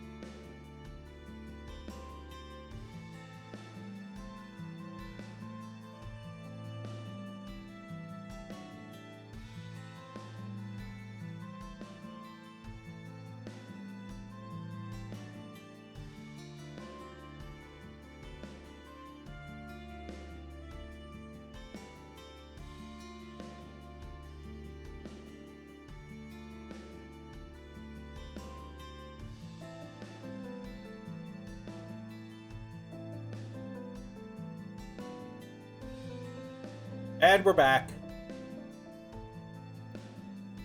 Okay, so... What else haven't I tried yet? The door... There was a red pattern on the door. The door is the last item. Holy shit. That's brilliant. There's one thing that each piece of staff sold by Miss Varing has in common. The red mark that shows she used her skill on it. Miss Varing checks these marks to see the paths the items have taken. That's why it's highly likely that every item she's ever sold also bears this mark. We haven't seen the dried flower for ourselves, so we can't say for certain about it, but that pattern is on the rubber ball and the musical box. In other words, anything bearing that mark is staff Miss Varing sold. No. I see. Of course. Detective, eyes forward! Forward! Sorry, these habits will be the death of me. Yeah, they really are frightening. However, I know what you were trying to say before. Varing's red mark was also on the door at the scene of the crime. The door to the storage shed. That's our fourth piece of staff. Well, that's what I thought of at first, too. But I don't think any ordinary door would cost 4,000 pounds. The fourth piece of staff is probably expensive in and of itself, even without a skill. It's the whole goddamn building! What do you mean?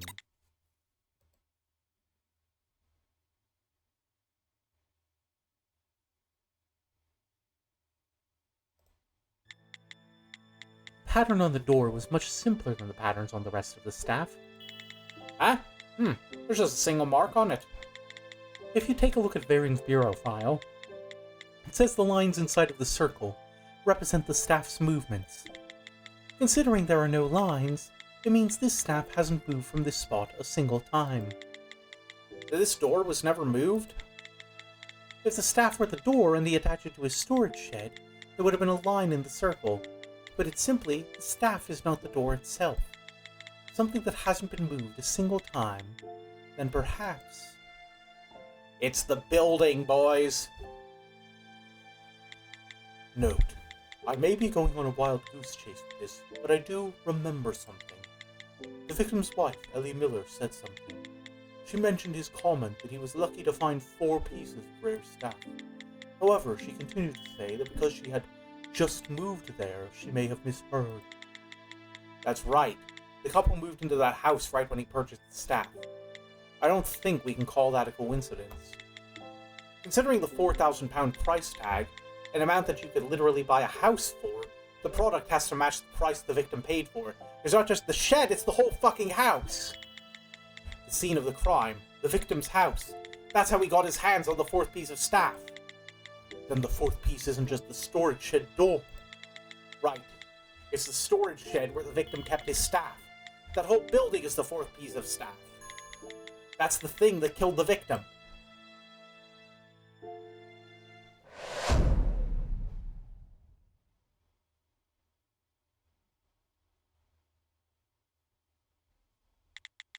The storage shed where he housed his staff collection. I never would have thought of that. It is quite impressive, but that's not the end of this, is it? Huh? The 4th piece of staff is the shed.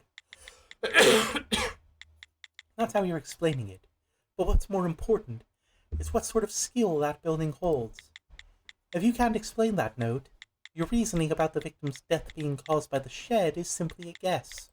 There's no way for you to guarantee it killed the victim otherwise.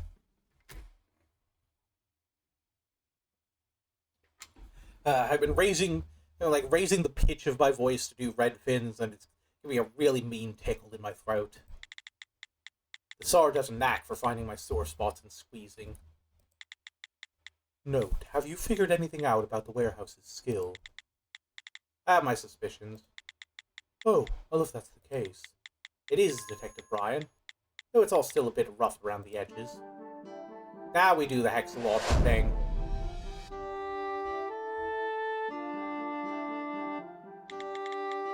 This case. It has objects moving about in strange ways, but we haven't seen the forest for the trees because of the state of the body. These objects are exactly where they shouldn't be. They're all in unusual places, and if that's because of the skill of the storage shed, then I just need to connect all of these items to figure out what skill the storage shed possesses. Okay, now we got it. It brought him back. Send him backwards in time 7 hours.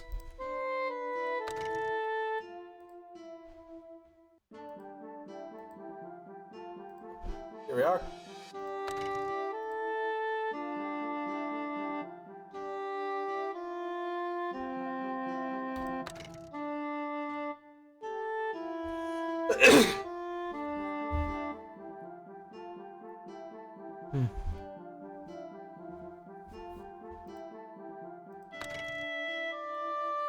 Okay, so it's all stuff related to stuff moving around that shouldn't be moving.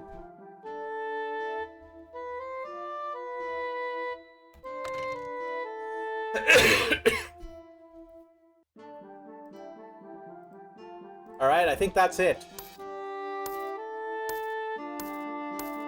Okay, we're missing one. Let's probably this.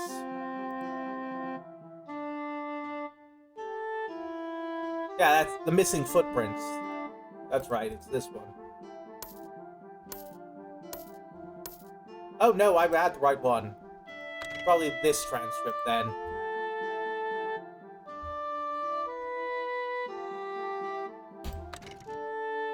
Maybe it's this one about, he always leaves the storage shed door open.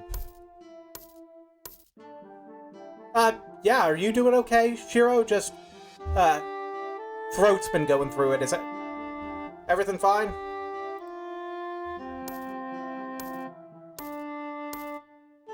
Oh, nope, that was correct too.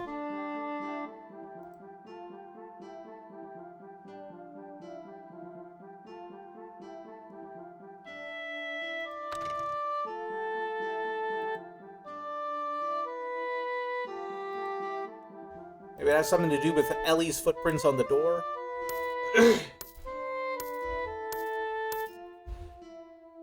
Okay, so this is still wrong.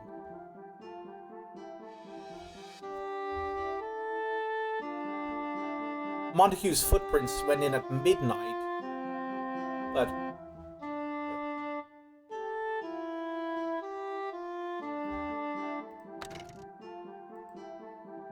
Not the fingerprints on the window. Maybe it's his footprints? Let's give it a shot. Nope, still not quite.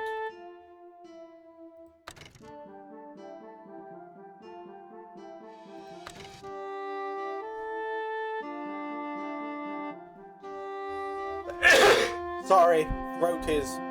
I'm gonna finish this up and hopefully my, ouchy throat will be better soon.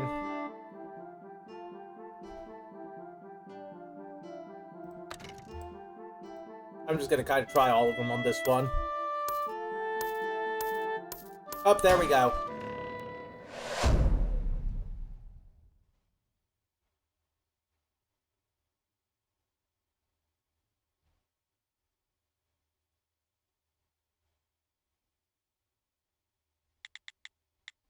I've unlocked it. Now that I'm really thinking about it, there are many objects I've seen moved about in odd ways. The victim's body was transported from in front of his house, from his shed to his bedroom. His pocket watch was taken from his pocket and placed on the bedside table. Half of the victim's protective clothing was moved to the side of the storage shed. Oh, where it would have been 7 hours in the past! The notebook and staff Montague stole were returned to where they were in the shed, where they would have been 7 hours in the past! And all of these movements occurred on the morning of the victim's death. I understand what you're trying to say. The force behind all of these movements is the storage shed. It makes sense. The notebook Montague stole did in fact move, and none of the other pieces of the staff have the teleportation skill. I see. Well then, what is its skill exactly? Every item that moved shares one thing in common. They all return to where they were in the past! I nailed it. I fucking nailed it. My wild, out-of-nowhere guess was spot fucking on. You all remember the notes Miss Varing had on her person, right? Do you remember what she drew to represent the skill the storage shed carried? It was a picture of a clock. Right, and next to it, she wrote a minus sign and the number 7. Plus, the watch the victim was carrying at the time of the incident was turned back 7 hours. So, the minus 7 means it turns back time 7 hours for objects. According to Miss Miller's statement about the murder, our victim died at 5 o'clock in the morning. 7 hours before would be 10 o'clock the previous night. At that time, it wouldn't be unreasonable to think he'd be lying down getting ready for bed. It'd be natural for him to set his pocket watch on the table beside him. Montague wouldn't steal the staff until 2 hours later, so the notebook would still be on its stand. The protective clothing would be hanging in its place in front of the storage shed as well. Then it seems, from the state the shed is in now, the storage shed can return itself to the state it was in 7 hours before. That's the shed's skill. And if Mrs. Miller's statement is true, oh, it's an accidental death. We're here. The scene of the crime.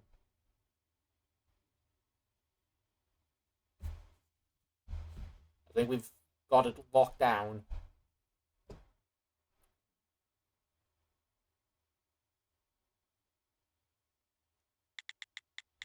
When the storage shed skill is activated, it returns everything to how it was 7 hours before. That even includes things that aren't inside the shed at the time, putting them back to where they were 7 hours before. I understand why the victim would want to store his staff inside this shed now. Even if a piece were to go missing, as it did in this case, as long as he activated the skill within 7 hours, the staff would be right where he left it.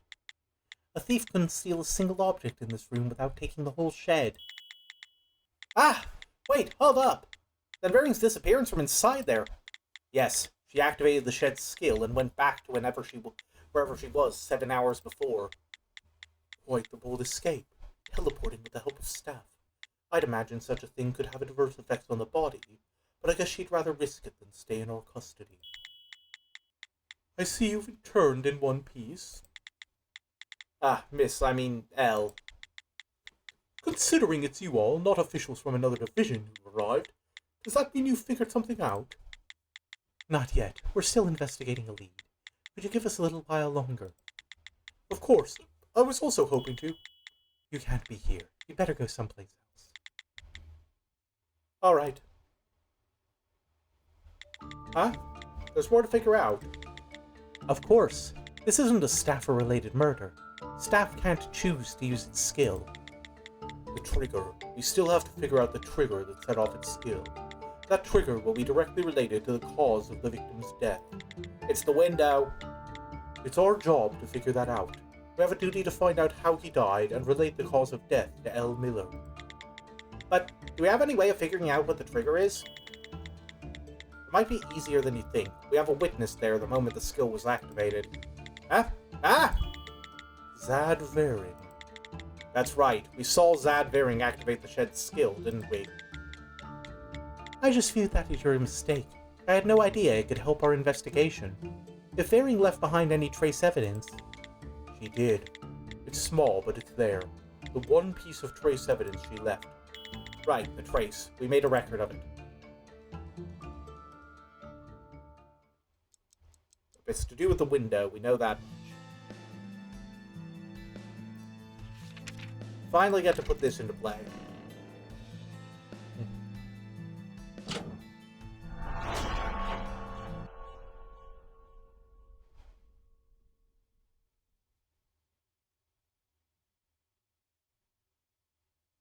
Here we go. Come on, come on, come on. Get to the burning daylight here. Well then, let's get to it. I'm going to set this pocket watch inside. Make sure you don't move into the ball's shadow. There you go. The watch was next to the bed in his bedroom, so if we activate the shed's skill, it should go back there. Vina, report if it returns to the side of the bed. Roger. Alright, Note. Close the window. The only trace Miss Varing left behind was when she used the shed's skill was on this window, so perhaps when I close this window... Did you do it? I'm not seeing the pocket watch. The watch. It still hasn't disappeared on our side. That can't be. Miss Varing only touched the window. There's clearly something different between now and then. Did Varing ask you to do anything? It looked like Miss Varing thought of something. I'm certain of it. Then maybe... The door. Varing asked us to shut the door. Just like this. Ah! It's here! The pocket watch went back to where it was. Was that it then? Asking us to shut the door. We thought it was her way of hiding her movements. It was never about that. The door and the window, they both had to be shut. Making the interior of the room an enclosed space. That is the shed's trigger. We've got it now. The victim must have got itself wedged in the door when he was leaving. Great job, everyone. Now, we've only got one more question to answer. What? We figured out that the shed uses its skill when it's been closed off from the outside world, and we've uncovered the truth of how the victim died. However, we still have to figure out who closed it off. We don't have many documents to record what was going on at the time of the incident. It shouldn't be that hard to find them. So, the only person there was... Yep, accidental death. Or possible murder if it turns out she knew how it worked. Let's see here.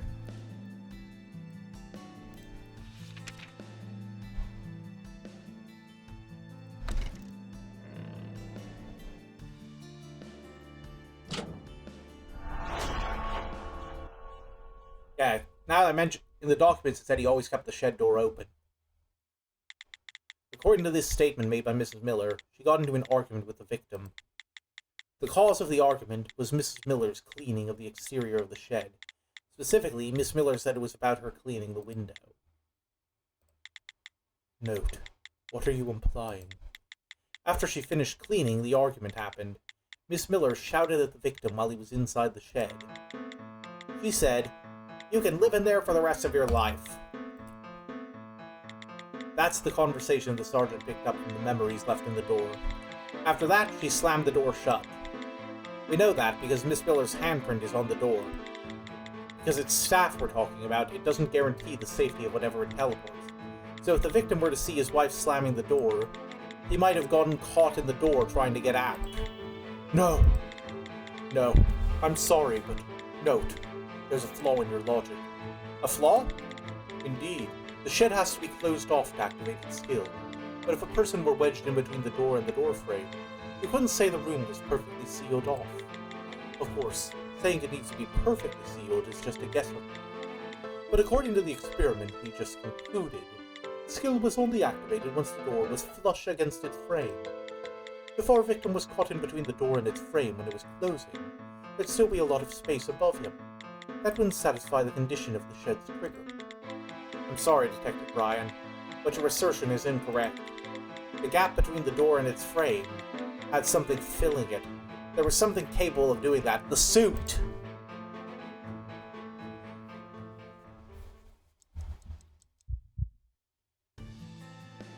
Where is it? Yeah, the protective suit. Blew up due to an impact.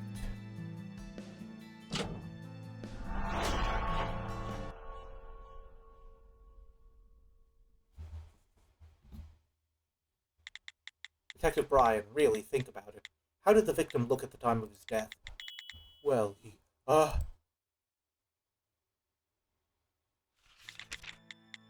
protective clothing. It was blown up like a balloon. Due to the shock, it filled with air, increasing in size. When the door hit it, the suit would have inflated to protect its wearer.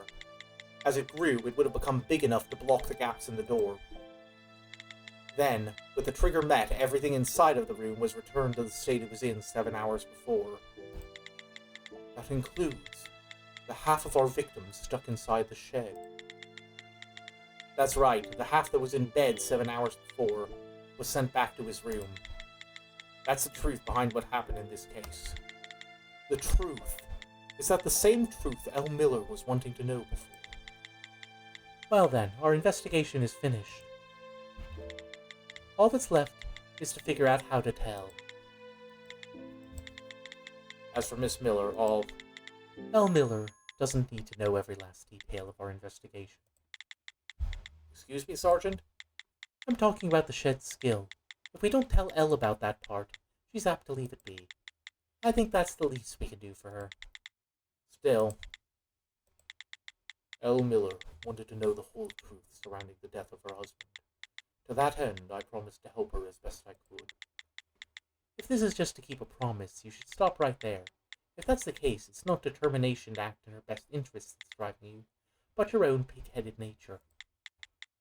The truth holds value only until you come face to face with it.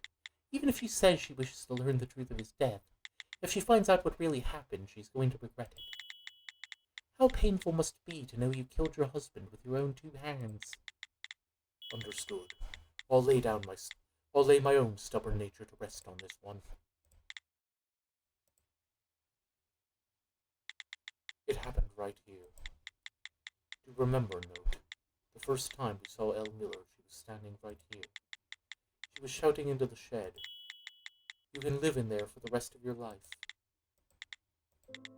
At that time, Miss Miller was reliving the last moments she had with the victim. She'd been expecting it the whole time. She suspected that it was she who killed him. And to confirm her suspicions, Sarge, I will never understand the pain of knowing I killed my spouse. I can't even begin to imagine it. However, I know the agony of not trusting myself more than anyone.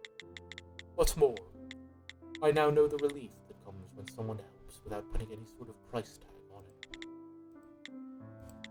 So, I'm going to tell her.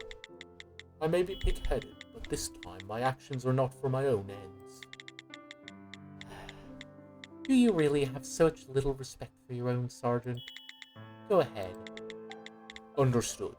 Thank you. Whew. That was a doozy. Though usually there's a pretty long epilogue to these cases. I see. Honestly, I wanted to know. I wanted to know that I was the one who killed him.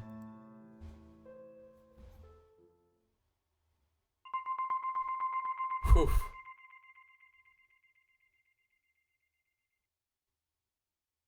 Now we get the ending part, I believe.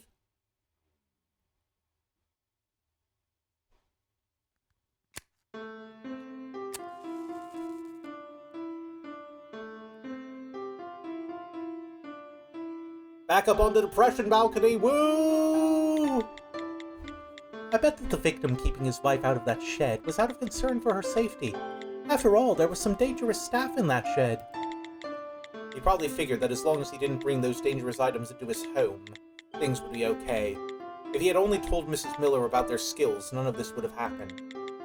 Considering everything she said, I think it was Elle who didn't want to hear about it. That's why she had no idea her husband had done something as moronic as bringing 4 unauthorized pieces of staff under their roof. If they had talked about that staff but a single time, they'd have brushed all this off like it was nothing. Was it a question of their passion pooling, as one might expect? Quite the opposite. With the two of them, love ran much deeper than trust. They were each afraid of disappointing the other, so they gave up on finding out more about their better halves.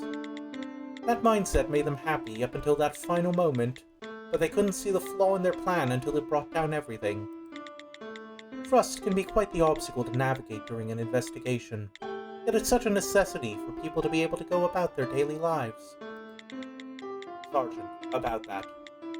Something strikes me as odd. What do you mean? You say trust is an obstacle during investigations, yet you headed back to the scene with me before hearing all the logic that brought me there. That was because you trusted me, didn't you? No. That wasn't me trusting you, no. At that time, in fact, I would have been perfectly fine if you were wrong. Come to think of it, there's something I've been meaning to ask Detectives Brian and Athena about. Brian will probably be down in the office. Thank you. I'll head down first then. Aha, good work today. And Sergeant? Yes? On my way back, I bought some black tea at a local department store. I put it out in the office, so I'll have a cup later on. All right. Well then.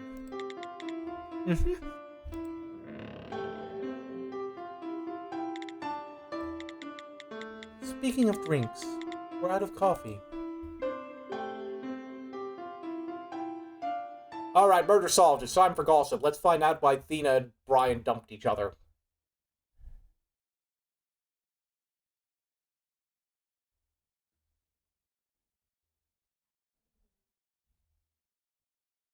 Come on, I want to hear the gossip. How very odd. Detective Brian, what's going on down here? Ah, note, look here. Wow, the chief is actually sorting through paperwork. That's incredible. I think this is the first time I've ever seen the chief do any actual work. It's the first time seeing it as well. Chief, about that favor I asked before. He's so absorbed in his work that he ignored me when I tried to strike up a conversation. Did he hit his head or something? Well, I guess he'd know enough to take care of it. That aside, I've got something I've been meaning to ask you, Detective Brian. Right, Athena and I parting ways. I told you I'd addressed that before, didn't I? You did, and I was hoping to hear more about it. Would that be all right? If you don't want to talk about it, I could always ask Detective Athena. Meaning you'll figure it out one way or another. I mean, it doesn't really matter. Like I said before, there was no inciting incident that led to our parting ways.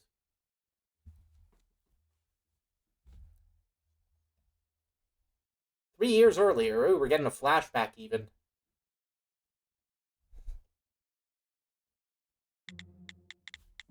Hey, Cocky, how long are you going to keep that up? Keep what up? Helping people without question whenever they ask for it. There must be some goal you're trying to achieve with everything, no? I intend to keep it going as close to forever as I can, but it may turn out to be difficult after I turn 80.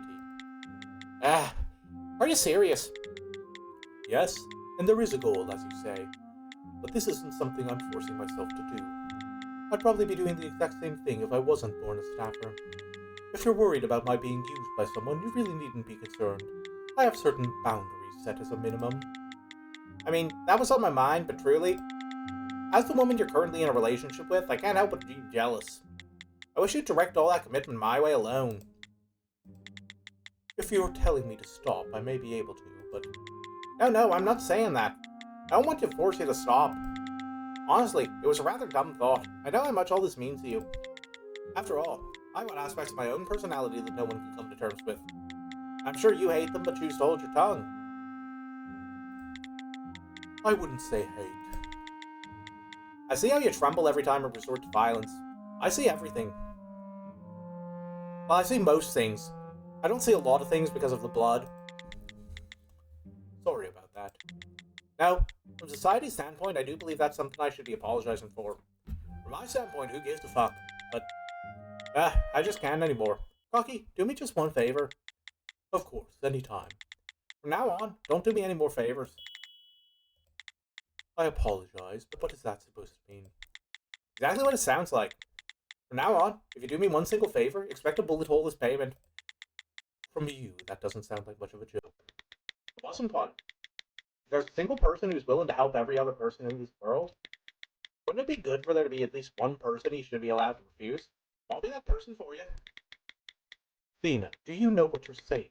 If you're being serious right now, then everything between us, right? It'll be hard to keep a relationship going. So, in this way, I'll be a special someone for you in some regard. What do you think? Good, huh? It's a bit unfair. Thena, I need you to swear to me that you won't hurt anyone in front of me from this point on. Then I can be a special someone for you in a different regard. In that way, it becomes fair. What are you implying? I knew it. You do hate that part of me. You're right. I do hate it. I hate it every time you resort to that. Good. I'm actually glad to hear that. Well then. Thanks for everything. And I'll be counting on you. There we have it. That's pretty much how things went. From that day on, our relationship was terminated. But she became a genuine partner to me instead. Good story, huh? Honestly, I really don't follow. That goes for your relationship with Detective Tina and the relationship the Millers have going. Is there really a part you can't wrap your head around? Please don't say it like that. I've made my fair share of mistakes today. Ah, there you are. Huh? What's going on? There are two chiefs. Oh, that's what the flower does. Huh? He disappeared? A full 30 minutes active. Not bad. Is this supposed to be your idea of a joke? Are you a staffer too, Chief? Hehehe. Detective Case, that's a horrible joke to make. I just used this. The dried flower. That's the victim's staff. No? Just like the sergeant said, that staff creates a copy of a person. He sorted through that paperwork just as I ordered him to. Seems like his intelligence isn't all too different from mine. I'm also quite fond of the fact that he disappears alongside the petal I plucked. We're detectives here. Is it really okay to be going around using staff like that? What are you going on about now? This is evidence. We got a job to do sorting through it all. Thanks to your active role and everything, we didn't have materials messing in our affairs. Instead, we reaped all the rewards. I got all the anger out of my system, so there's no need to fret. We cleared out all the records of that staff seller too, so you don't need to worry about her either. You did what now? Why are you so shocked? Wasn't that what you requested I do? When did I ask you to do that? I asked you to... Crap. Maybe I'm not too late. Detective Brian, where is materials located? You'll find them on the 3rd floor. Go to room CA1 and tell them that Brian sent you. Thanks. Nice lad. Too late, but keeping busy. The busier a detective looks, the more trustworthy he is. Is that why you seem so busy? Been running around with the underground these days. Oh well, I guess I'll ask you about that when the time is right. I was just trying to help Sergeant Redfins, but unfortunately it seems like the message didn't get all the way to Detective Case here. What's this about the Sarge all of a sudden? You didn't know? Detective Case called me earlier. He told me that he called in all those people who sold their staff. He asked me to waive Sergeant Redfins of all punishment if he could solve the case in under 2 hours. I did as he asked, but I must say, young people these days have no manners. Anyway, I should be off to test that musical box.